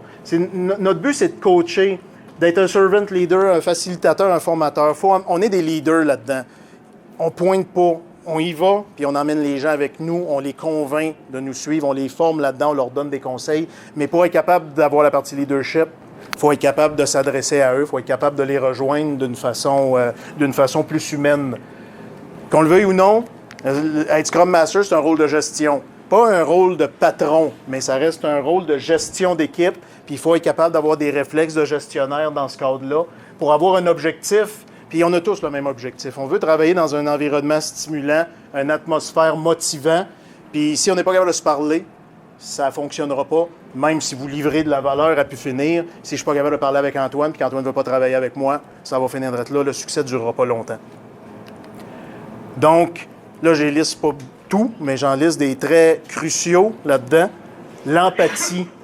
C'est quoi l'empathie? C'est être capable de se mettre à la place des autres. Aussi simple que ça. Moi, j'ai des équipes, comme je mentionnais à quelqu'un au début de la soirée, j'ai plusieurs équipes. Il y en a qui ont 2 personnes, il y en a qui avaient jusqu'à 11 personnes dans le temps. C'est pas tout le monde qui réagit de la même façon au changement. C'est pas tout le monde. On a tous une vie personnelle, on a tous une dynamique professionnelle et personnelle différente. C'est super important d'être capable de développer un degré d'empathie pour être capable de discuter avec les gens dans vos équipes, puis d'être capable de susciter, d'être capable de vous mettre à leur place, puis de comprendre un peu. On n'est pas des psychologues, puis je vous demande pas d'être psychologue ici, puis de régler leurs problèmes, puis de leur sauver des thérapies à 150$. Je vous demande juste d'être capable de les écouter, puis de vous mettre à leur place, puis de dire « je comprends ce que tu me dis ». Ce que ça peut aider, ça va susciter, bien sûr, des discussions. On prône beaucoup le one-on-one en agilité. On place l'humain avant les gens. C'est pas rare de voir Paul qui prend quelqu'un puis qui dit, qui l'accroche 2 minutes puis qui parle. Comment ça va dans ta journée, ta famille, tes enfants, t'es malade, ça va-tu mieux? Juste du chit-chat. Puis il fait pas ça parce qu'il est obligé. Il fait ça parce que ça l'intéresse. Puis c'est vrai qu'il veut en apprendre un peu plus. Donc, on essaie de comprendre la réalité des gens au travers de la discussion. Ça va nous permettre de faciliter les processus organisationnels au sein de l'équipe, mais les processus personnels aussi. Parce qu'on le dit, on n'est pas juste au travail, conciliation travail-famille, travail-vie personnelle, c'est là dans le day-to-day. Puis s'il y a quelqu'un qui traverse une période un peu plus rough, peu importe, il faut être capable d'en tenir compte dans notre day-to-day professionnel. On n'est pas des machines. C'est pas vrai qu'on passe la porte ici à 8 h le matin, puis poker face, game face on, il n'y a rien qui se passe, tout va bien. Ça ne marche pas comme ça ou ça ne marchera pas longtemps comme ça si vous le maintenez, le rythme de cette façon-là. Posez des questions à vos équipes. Tentez de les engager. Soyez intéressés. Vous allez voir que ça va développer votre collaboration avec eux autres. Ça va changer complètement votre dynamique d'équipe. Ça va permettre au final de protéger votre équipe puis de placer les gens. L'importance est mise sur les gens. S'il n'y a personne qui a envie de travailler avec vous, bien, vous n'aurez pas de valeur livrée au bout. Il n'y aura pas de signe de dollar qui va rentrer non plus. Soyez intéressés, allez de l'avant. Ça, c'est très, très bypassé, souvent, la reconnaissance. On dirait que les gens pensent que la reconnaissance, c'est automatiquement « il faut que je donne un chèque de 100$. » Non. La reconnaissance, ça peut être une tape dans le dos, ça peut être un merci, ça peut être un post-it collé sur un écran. Il y a 150 000 façons de faire de la reconnaissance. C'est pas obligé d'être physique, matériel, tangible. Vous seriez surpris à quel point d'avoir un merci pour votre bon travail peut aller loin dans la motivation d'une équipe. On a eu une mise en production pour un produit sur lequel ça fait 1 an et demi qu'on travaille. On a eu une mise en production hier. J'ai des gens qui ont travaillé jusqu'à minuit, 1 h du matin pour être capable de livrer ça en production puis que ça soit fonctionnel? Éric puis moi, on a un net 30 au Tim Hortons. On achète des beignes assez souvent pour nos équipes. J'ai une carte à vie là-bas. Donc, j'ai pas... oui, je te reviens. J'ai pas payé une voiture au gars qui est resté jusqu'à 1h du matin. Mais ce matin, je suis arrivé avec une boîte de 12 beignes parce que je fais attention à sa ligne, puis un paquet de 12 cafés. Puis je suis arrivé avec ça. Puis regarde, c'est la façon que j'ai de disponible en ce moment de remercier les gens d'aller de l'avant avec ça. C'est pas grand-chose. C'est des beignes et un café. Mais c'est super apprécié des gens. Puis c'est une façon dans le day-to-day de dire merci. Puis c'est très souvent bypassé par les gens. Puis ça a un impact extrêmement grand sur la motivation d'être capable de reconnaître les gens. À CGO, on a de quoi de super simple. Ça s'appelle un Applaud. C'est un site web sur lequel on rentre à Paul. Merci beaucoup de me coacher dans mon poste de Scrum Master tous les jours. Tu es comme un père pour moi. Send, ça envoie automatiquement un courriel à Paul avec ce remerciement-là. Puis ça le forward à son patron pour dire, regarde, j'ai dit merci à Paul pour tel apport. C'est super simple. Mais ça peut, j'espère, quand je t'écris ça, que ça te fait plaisir. J'écris tous les semaines. Donc, ça peut lui faire plaisir de recevoir ça puis de faire comme, ben, mes efforts sont pas en vain dans le day-to-day. Je suis capable de... C'est motivant. Il y avait une question dans le fond, oui. Comment on peut faire pour identifier... Parce que pas toutes les personnes réactionnent de la même façon à un stimule de reconnaissance. On peut parler de plusieurs choses, un applaud, un vin, un café. Mais comment je peux identifier c'est quoi les reconnaissances que la personne va apprécier? Il n'y a pas de formule. Hein? J'aimerais bien dire 1 + 1 = reconnaissance. Répète la question, Éric. Répète la question, Éric. Dans le fond, la question était comment je peux identifier quelle méthode de reconnaissance match avec chaque personne. Hein? Peut-être que je dis merci à Antoine, puis Antoine il dit non, j'aurais aimé du café, Éric. Donc, merci avec un café. Antoine a de l'air d'un gars café. Mais c'est chaque erreur aussi. Moi j'achetais des beignes pour mes équipes, puis il y en a un que si c'était pas triple chocolat, il n'en prenait pas. Mais j'ai découvert ça, ça fait que là, j'achetais des triples chocolat. Tu sais, c'est safe, ça. Safe, c'est un développeur, il voulait triple chocolat. Mais c'est erreur, comme Paul l'a mentionné. Moi, honnêtement, là, les gens, je leur demande pas au début de chaque mandat qu'est-ce qui va te faire plaisir quand je veux te dire merci. Fait que c'est simple. C'est le chemin facile. Il y a quelqu'un qui me disait ça tantôt, je me souviens pas c'est qui, mais tu as le choix de prendre un chemin facile ou un chemin compliqué. Les deux mènent à la même place. Qu'on soit pas en tête, prends le chemin facile. Tu peux pas deviner qui aime quoi. Prends un guess, think outside the box, essaye quelque chose. Tu vas voir, ça l'a plus ou moins collé avec Paul. Ben, en parlant avec Paul, je parlais tantôt de discussion. L'empathie, ça vient avec la discussion. Ben, à force d'apprendre à connaître tes collègues puis de discuter avec eux autres, tu vas en apprendre des choses sur lui puis tu vas savoir que Paul, c'est un amateur de café, mais il aime le café noir. Donc, tu le sais que peut-être un moment donné, tu vas vouloir lui dire merci, tu vas y acheter un café noir. Donc, c'est des essais-erreurs. Il n'y a pas de formule pour deviner qu'est-ce qui fait quoi avec personne. On prend des risques des fois. T'sais, moi, j'achetais des cadeaux, des gâteaux de fête, quand c'est les anniversaires. T'sais. Ah oui? Oui. Moi, ça en parlera tantôt. Puis ça coûtait 25$ de Provigo proche de chez SureWeb. Là, ils ont fait de l'argent avec moi. Puis, mais c'est pas tout le monde qui peut se faire fêter. Okay, j'ai découvert ça. Ça fait que, parce que moi, c'était systématique. Fait que, dorénavant, j'ai recommencé avec mes équipes, j'ai demandé avant. J'ai dit, regarde, je vais remettre ça à la liste, mais ça me dérange-tu, tu sais. Puis il y en a un qui est super fin, le gars, mais il veut pas faire celui fait que c'est bien correct. Paul, il m'achète un Joe Louis. Moi, c'était ça mon gâteau d'anniversaire. Il coûtait 59 cents au dépanneur. Sinon, allez sur Facebook, likez toutes leurs posts. D'habitude, les gens, ils aiment bien ça. Un qui a plus de stock ici, l'écoute active. Ça semble super simple. Je me rends compte que 99% des gens n'ont aucune idée c'est quoi de l'écoute active. Ah, là, vous m'écoutez. Mais est-ce que vous m'écoutez? Il y en a qui prennent des notes. Il y en a qui parlent au téléphone. Il y en a un qui est parti, on ne l'a jamais revu tantôt. Il a dit, c'est pas intéressant. Non. Mais c'est quoi de l'écoute active? C'est pas juste hocher de la tête. Là. C'est vraiment d'écouter la personne. C'est de poser des questions qui sont claires. OK? Aller droit au but. T'sais, on le voit là. Pourquoi? Comment? Qu'est-ce qui fait que on arrête de rentrer dans les confusions? Let's not beat around the bush. On va droit au point. Ça génère une question claire. Ça a tendance à générer une réponse claire aussi. On n'hésite pas, puis ça, c'est le point le plus important, à reformuler. Souvent, puis on l'a entendu tantôt, les perceptions. il ne faut pas rentrer dans les perceptions. Pensez pas que vous avez compris que ça ne va pas bien à la maison parce que on n'est pas des psychologues, on ne va pas jusqu'au bout des vies personnelles des gens, mais n'hésitez pas à reformuler. Si je comprends ce que tu m'as dit, dans le fond, la mise en production ne s'est pas bien déroulée parce qu'il y a un serveur qui a planté. Donc, vous ne faites pas place aux perceptions que tu penses qu'il y a un serveur qui n'est pas bon, puis qu'après, tu vas répandre cette nouvelle-là à tout le monde, puis qu'au final, c'était pas vrai. Donc, tu clarifies, puis si c'est pas clair, la personne va dire non, c'est pas rapport au serveur. On a exécuté un script qui était pas bon, puis clarifier. Si j'ai bien compris, en d'autres termes, ce que tu me dis, c'est ça de l'écoute active.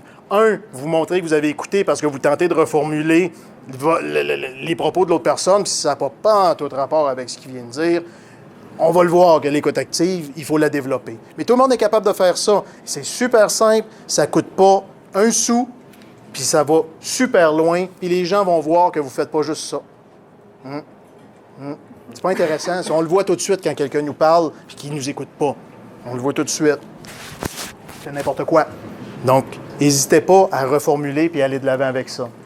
Puis, je fais une petite parenthèse sur le non-verbal. C'est pas super facile de décoder le non-verbal des gens. C'est pas tout le monde qui est expressif. Mais il y a des façons de décoder certaines choses. Par exemple, un petit exemple facile, quand vous entendez, ça se peut que dans des équipes, il y ait beaucoup de travail puis on entend des choses comme hey, sa mise en production là, on n'y arrivera jamais. C'est impossible, on ne fera pas ça, on n'y arrivera pas. Ça peut vouloir dire qu'en effet, on n'y arrivera pas, mais ça peut aussi vouloir dire que, laissez traduire que peut-être les gens sont stressés, peut-être qu'il semble qu'ils en ont beaucoup sur les épaules, peut-être que vous devriez prendre une petite action pour aider à déstresser les gens. Comme je vous ai dit, on n'est pas psychologue, mais je vais vous donner un exemple de ce que je fais. Je le sais que la mise en production qu'on avait, ça l'a généré beaucoup de travail pour les gens. La mise en production, elle est même décalée, elle était supposée de se faire en février, elle s'est faite à la fin février, elle s'est faite à la mi-mars. Tu sais, ça l'a décalé, ça stressait les gens. On a mis sur place avec mon équipe des activités de team building à l'extérieur des heures de travail. Et le mois passé, j'en fais une par mois. Le mois passé, on a été juste en face, quelque part par là, à un escape room. Donc, on a eu à peu près 12 personnes qui se sont inscrites. On a fait 2 équipes. Puis, on a été faire un escape room, une petite course qui sortait plus vite. C'est pas grand-chose, mais les gens ont appris. Puis, c'était pas des gens de toutes de mes équipes. En by the way, j'invite des gens de toutes les équipes. Moi, ce que j'aime, c'est que les gens se croisent dans le corridor et soient capables de se dire bonjour, même s'ils ne travaillent pas ensemble. Donc, c'est des gens de diverses équipes. On a été faire un escape room, les gens n'ont pas le choix, des travails d'équipe, ils se parlent. Ça l'aide à ventiler, ça l'aide à déstresser. Le lendemain, on est revenu, la semaine d'après, on a fait notre mise en production.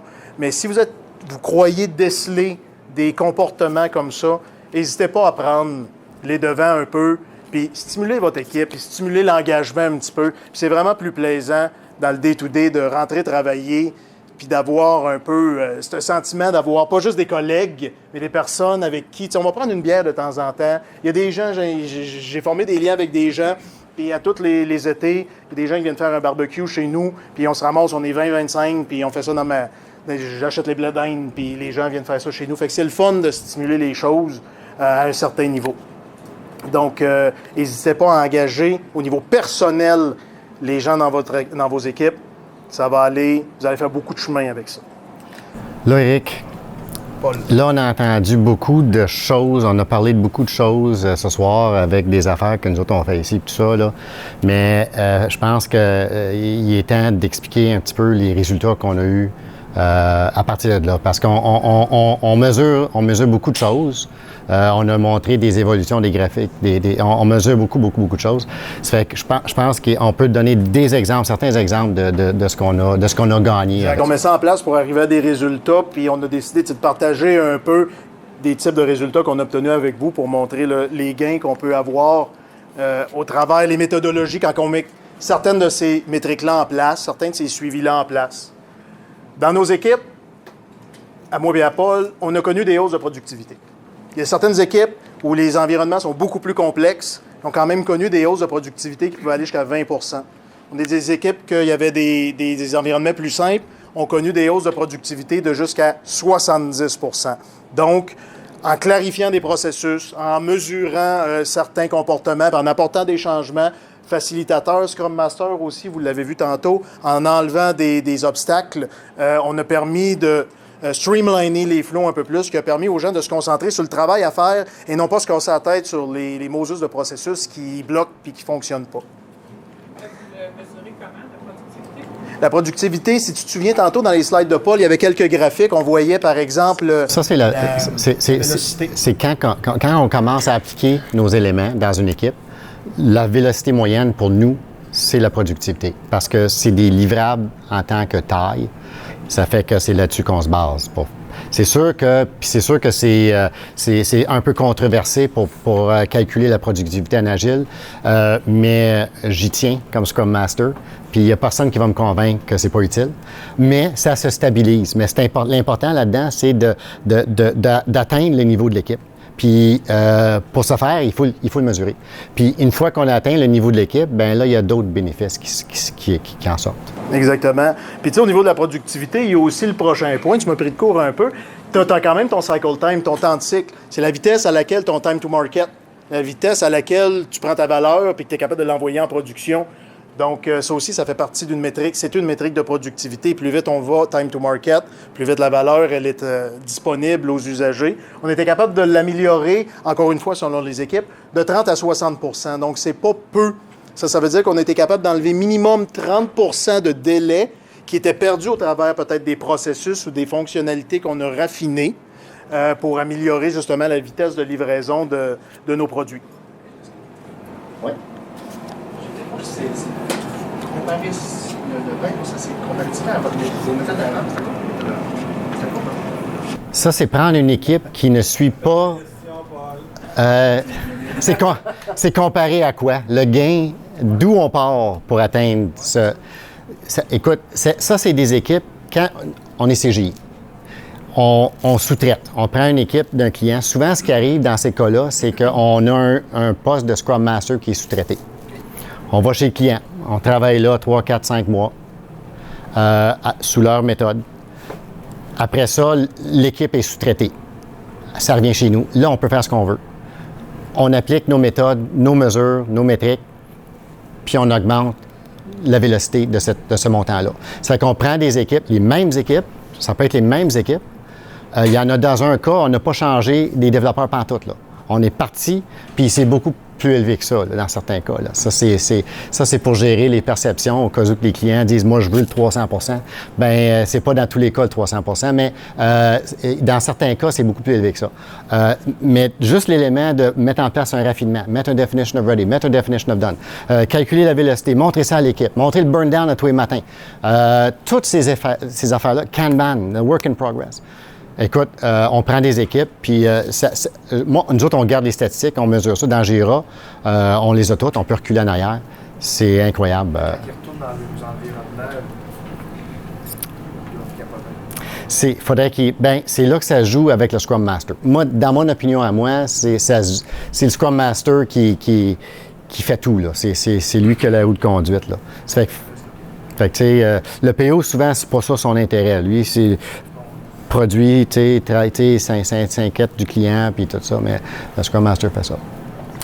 Ça fait que ça, c'est des données qui ont été, c'est des données concrètes. Je les sous-estime dans ces résultats-là pour gérer perception, mais on a eu des résultats beaucoup plus élevés que ça.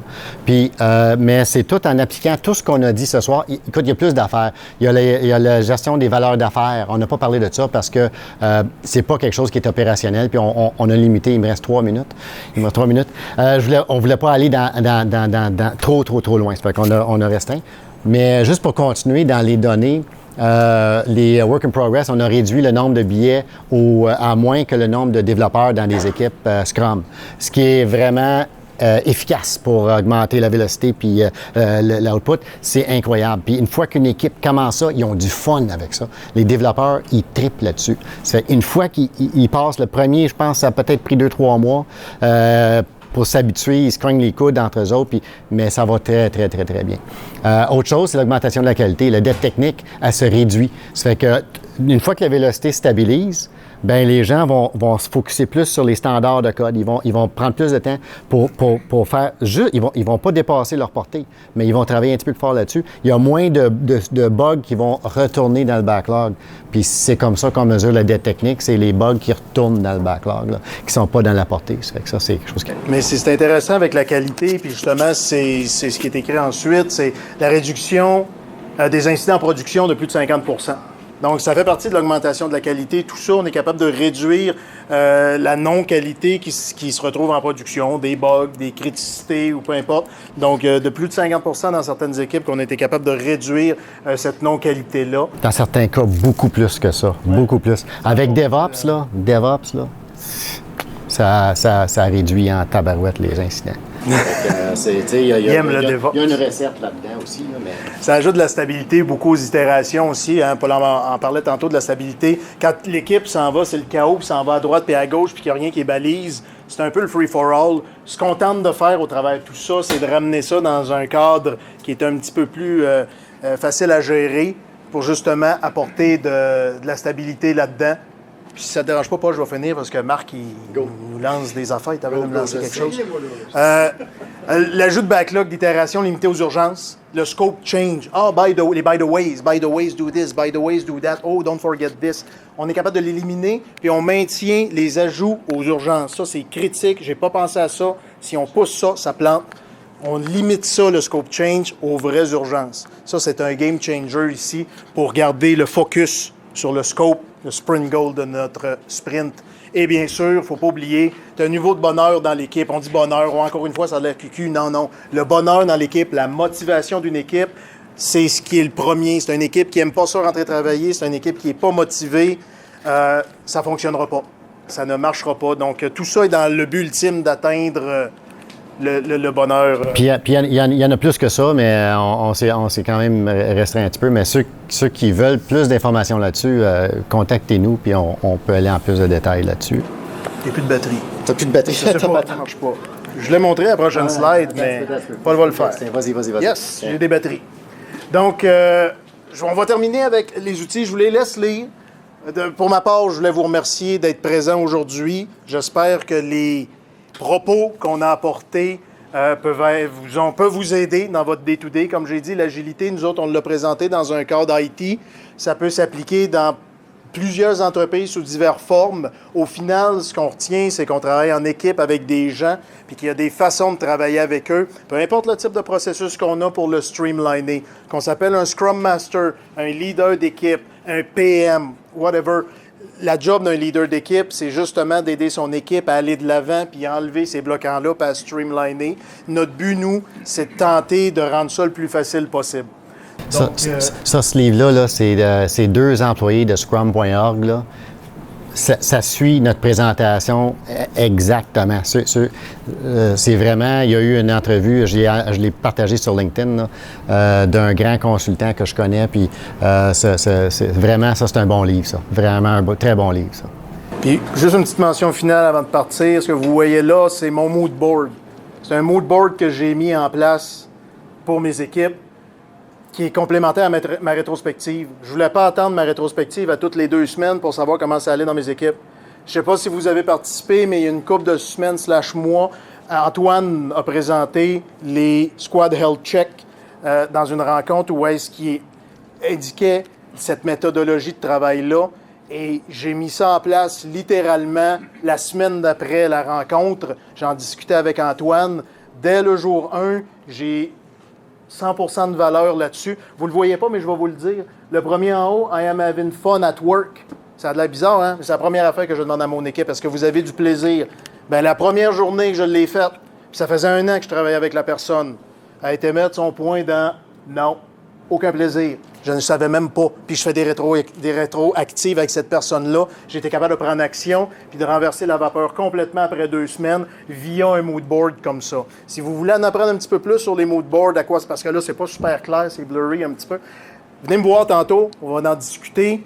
Je peux vous le montrer, il n'est pas privé du tout. Donc, je peux vous expliquer les bénéfices qu'il y a là-dessus. N'hésitez pas à venir m'en parler tantôt, mais je voulais donner une petite mention spéciale à Étienne Antoine parce que ça a été super... Étienne Antoine, ça a été super pratique, super intéressant. Next slide. Y en a-tu un autre? Question. Merci beaucoup. On a dépassé notre temps, je pense. À Marc peine. va me donner un prix pour ça. À peine. Marc, il dit vous restez 20 minutes.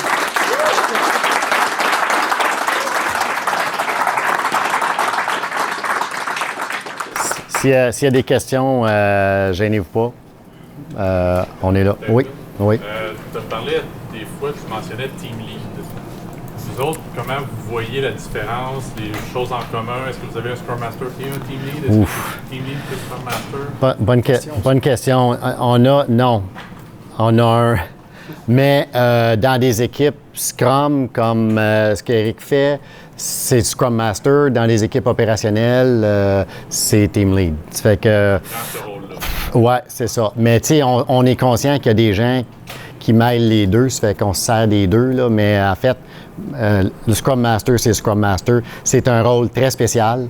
Ce n'est pas un rôle de Team Lead. Il y a une grosse différence. Fait qu'il faut pas mêler ça dans la vraie vie, là. Moi, j'aime ça que ce soit clair. Un Scrum Master, pour moi, c'est quelqu'un qui a beaucoup de qualifications, là. Autant des soft skills que les outils, comment guider, comment mesurer.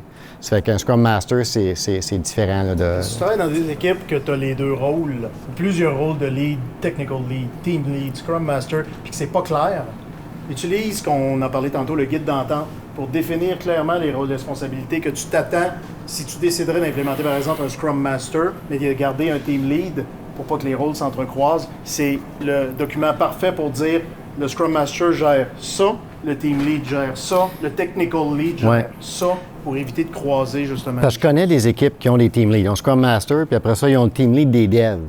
Tu sais. Nous autres, on appelle ça des tech leads. Ça fait que c'est lui qui a le plus de connaissances techniques, pas juste gestion, comme semble vouloir dire team lead, là, mais technique. Ça fait qu'on a ça dans... Maxime, c'est un tech lead. Ça fait que... Mais tu sais, c'est comme un team lead, là, si on veut, parce que lui, il guide les standards de code, il guide... Tu sais, ça fait que c'est un peu la même chose. Tania? Un Scrum Master peut s'occuper de combien d'équipes? Ah, une bonne question, ça.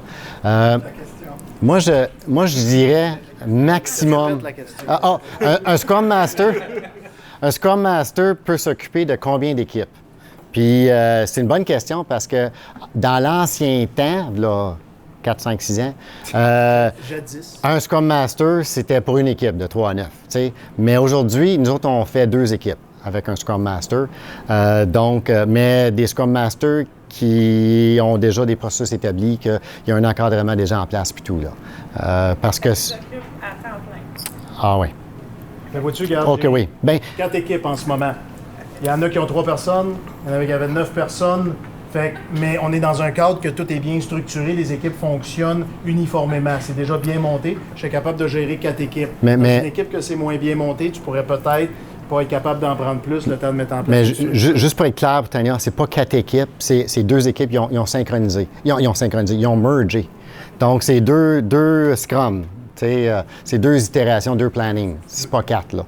Ça fait que, parce que je veux pas me faire penser les autres, leurs boss vont peut-être entendre ça, puis ils vont dire « Ah, correct, toi, tu prends 4 équipes. » Écoute, c'est un Scrum Master qui a plus que 2 équipes, là, oublie le suivi, là. Oublie ça, là. Oublie s'occuper du backlog, oublie d'aider le PO, oublie un paquet de choses, oublie l'amélioration.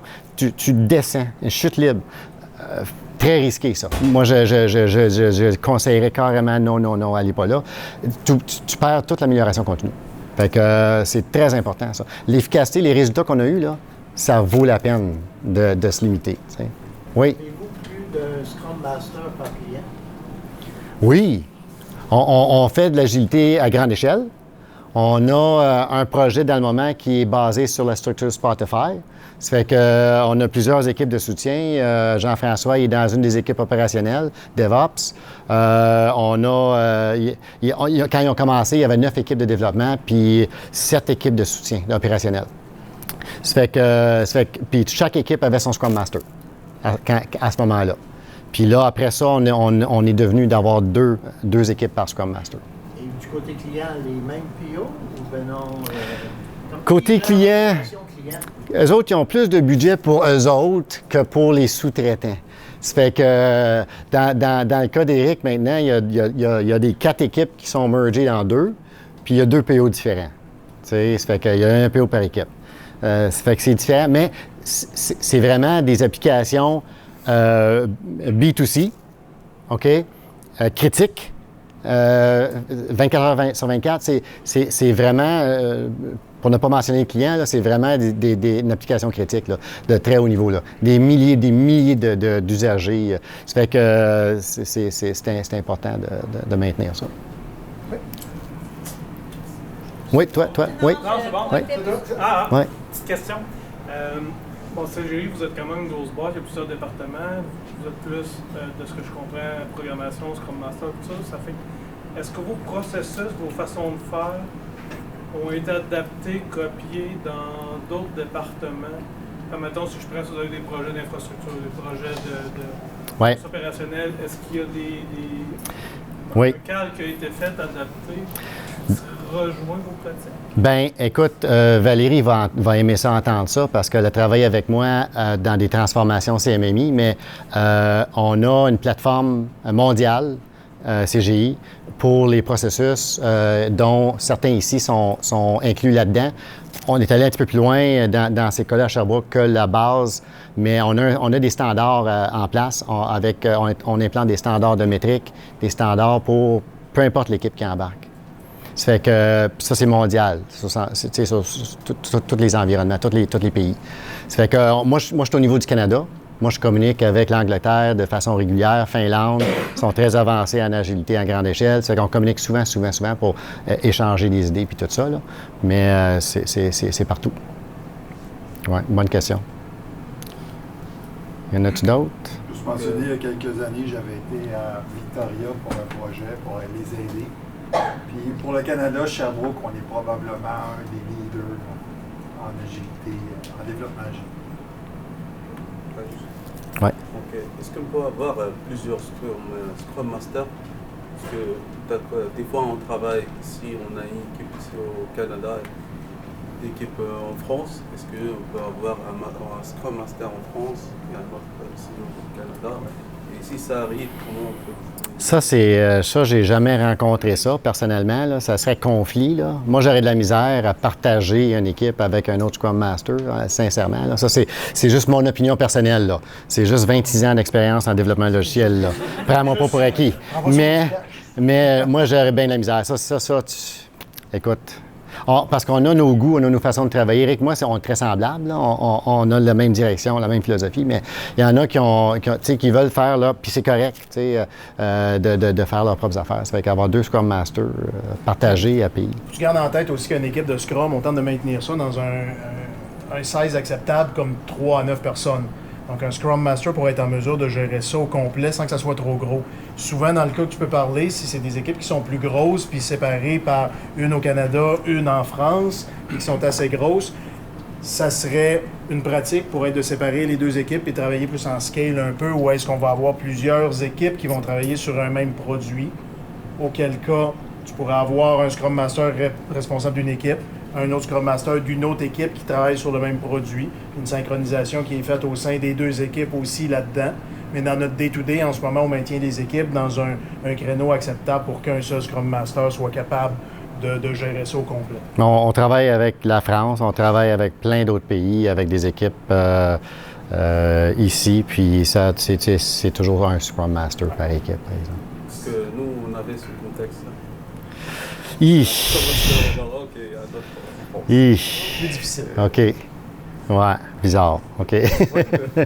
Oui. Donc, comme vous avez plusieurs Scrum Masters, plutôt quand vous avez plusieurs équipes sous un même Scrum Master, vous n'appliquez pas la possibilité qu'un Scrum Master soit un membre de l'équipe, un membre actif de l'équipe. Pas nous autres. Il est spécialisé. Oui, c'est un Scrum Master. Puis, en mon opinion, à moi, ça a beaucoup de bénéfices.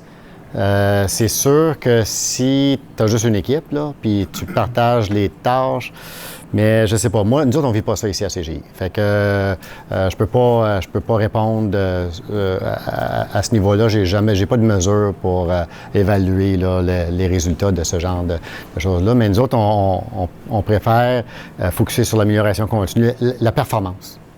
je vais appeler ça la performance. Je veux pas que Tania me cible là, sur la productivité, là, mais performance d'équipe, là, ça se stabilise, ça se rend à un niveau que moi j'appelle world class. Je dis ça à mes équipes pour les motiver parce qu'ils arrivent à certains niveaux que wow! Puis la stabilité, là, tu sais, je pointais à Maxime tantôt. Son équipe, là, c'est Eric le Scrum Master. Là. Écoute, les burn down charts, c'est pas truqué, là. Mais ils sont tellement beaux tout le temps, là, ça n'a pas de bon sens. Là. Ils savent faire les refinements, ils connaissent leur definition of ready, definition of done, ils suivent les métriques, ils suivent le backlog. Lui, il suit le backlog. S'il y a quelque chose, il sait tout de suite, il en parle.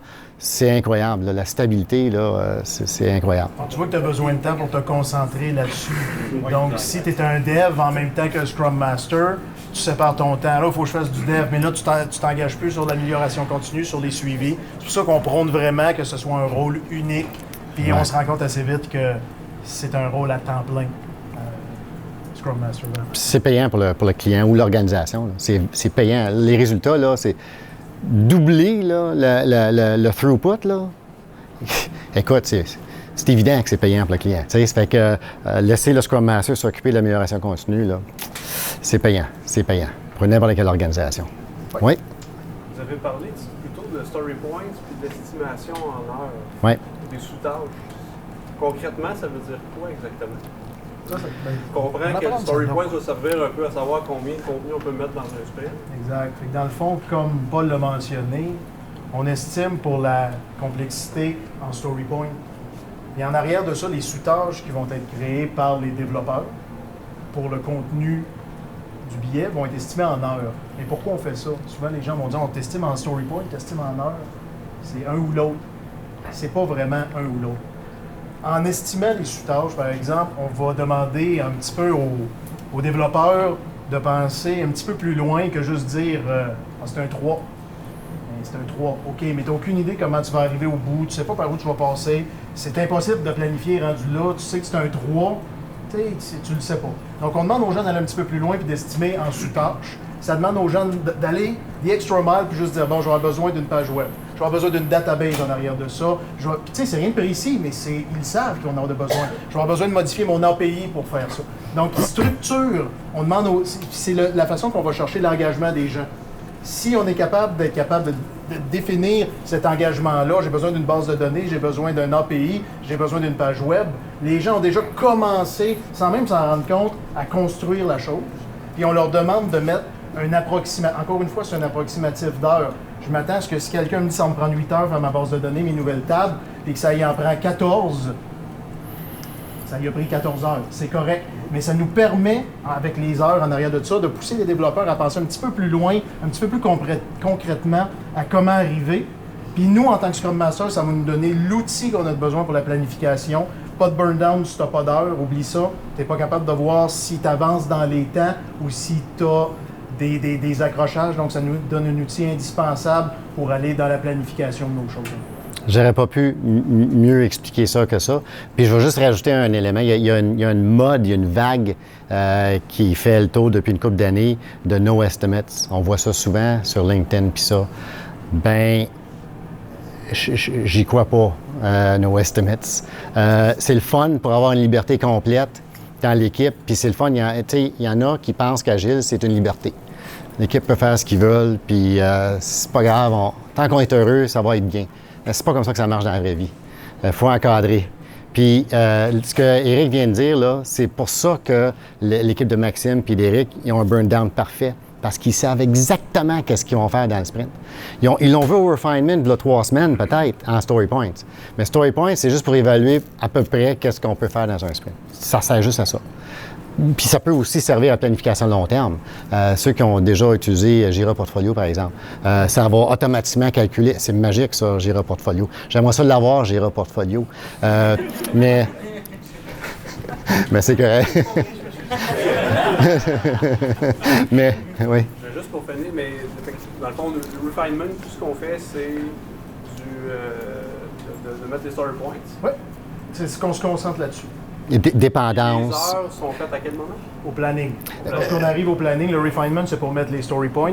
Quand on arrive vraiment au sprint planning... pour l'estimation. Pour l'estimation en heure. Pour l'estimation. C'est là qu'on se concentre à mettre les sous-tâches. Puis les heures dessus, les story points ont déjà été mis En avant. 2 heures.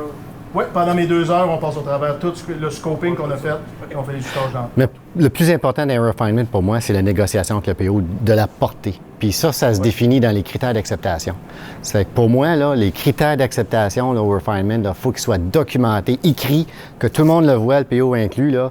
Puis là, on sait qu'est-ce qu'il veut. Puis il ne faut pas qu'il bouge de ça. Là. Ça fait que ça va tenir ton sprint solide dans le sprint. Ça fait que ça, l'estimation va servir pour planification, mais on s'entend que les estimés, c'est toujours mauvais. Hein? On disait ça, Valérie, hein? Hours are always wrong. On disait ça quand on travaillait ensemble. Ils sont jamais corrects. J'ai fait des statistiques sur les estimés, puis ils ont été 1800% off tout le temps. Ça fait que les estimés, ça ne sert pas à rien. En vélocité, par exemple, c'est extrêmement précis. Les story points, quand une équipe est stable, les story points peuvent servir de façon vraiment précise. C'est impressionnant. Oui. Fait que la gestion de risque, vous la faites au niveau du refinement. Vous n'acceptez pas de faire des grandeurs de T-shirt plus grands parce qu'il y a du risque. Exact. Bien, oui, la gestion de risque se fait tout le temps en agile. Hein? Ça se fait au daily, ça se fait au refinement, ça se fait au sprint planning. Mais effectivement, c'est une gestion de risque. Les dépendances doivent être déterminées. Il y a une planification au refinement. Il y a les dépendances. Il y a le story points. Nous, on fait du poker planning. Poker planning parce qu'on veut, puis on cache l'estimé. Quand tout le monde a fini, ça sort. Puis là, il y a une négociation. Puis là, il y a des surprises. Hein, pourquoi tu as mis 1? Moi, j'ai mis 8. T'sais. Mais ça précise le scope, ça fait parler les devs. Puis là, le PO écoute.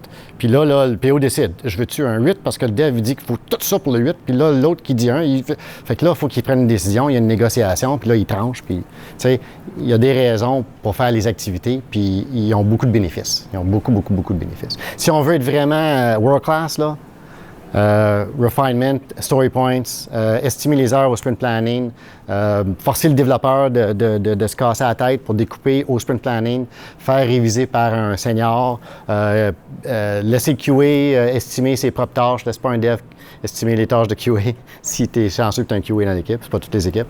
Ça fait que tout ça, c'est bon. Oui? Corps de métier? Nous autres, nos PO, c'est le client d'habitude. Oui. Fait que qui chez le client? c'est typiquement la business. OK? Ça fait que c'est le marketing, souvent. C'est les départements de marketing. On fait beaucoup de web, beaucoup de nuages, un peu comme vous autres. Ça fait que l'équipe marketing, c'est eux autres qui décident, bon, telle nouvelle fonctionnalité, ça va me donner 300 000 de plus par année. Il faut qu'il y ait une connexion, il faut qu'il soit connecté pour faire ce genre de planification-là, puis évaluation de valeur. Là. Ça fait que le PO, il n'est pas juste au niveau de l'équipe pour le backlog d'équipe. Le PO est branché là, avec beaucoup plus haut. Là. En général, là, ça peut. Je regardais la definition of ready, j'ai juste accroché ces traductions. Mais tu sais. Non. Ben, écoute, le PO il est responsable que l'analyse soit faite, là. Oui, c'est ça. C'est pas nécessairement lui qui va la faire. Non. Puis, des dépendances, c'est pas le PO qui va décider ça. Il va aller voir le tech lead, il va aller voir l'architecte. Il va les rencontrer, faire une session avec lui, puis dire, regarde, j'ai ces 4 éléments-là, là, je veux traverser ça avec toi, là, je peux-tu les faire, tu sais, qu'est-ce qui me manque? Écoute, il y a de la collaboration nécessaire. C'est le point de contact. C'est le point de contact. C'est lui qui va aller valider s'il y a des traductions avec la personne des traductions, s'il y a des affaires de database avec le gars des databases. C'est le point de contact, le PO. Fait qu'il émerge pas, il peut émerger de n'importe quel cadre de travail. J'ai un PO en ce moment qui est analyste de data. C'est ça son cadre de travail, mais il agit en tant que PO et ça reste quand même à lui le rôle d'aller chercher les traductions, même si c'est pas lui qui va les faire. Il doit les produire d'une certaine façon puis de nous les fournir à nous. Vraiment. Mais le produit, il est spécifique à son expertise. T'sais. Ça fait qu'il y a une logique là, mais ça fait que son talent, c'est le produit. T'sais, c'est dans cet exemple-là, puis dans la majorité des exemples. Mais il y a des proxy PO. C'est pas tous les clients qui vont permettre d'avoir accès à un PO pour les daily puis tout ça. Ça va arriver, ça. On n'a pas le choix. Client a toujours raison. Ça fait que, dans notre domaine, client a toujours raison. Fait que des fois, on a des proxies. Ça fait qu'on met l'analyste. Ça peut arriver, c'est l'analyste qui est responsable. Puis lui, il faut qu'il aille chercher les informations, puis faire le travail, puis après ça, faire valider par le client dans d'autres sessions. Ça peut être un exemple. Ouais. Il faut être agile. Il faut accepter le changement, puis... ouais. Pas d'autres questions? Ben, merci tout le monde.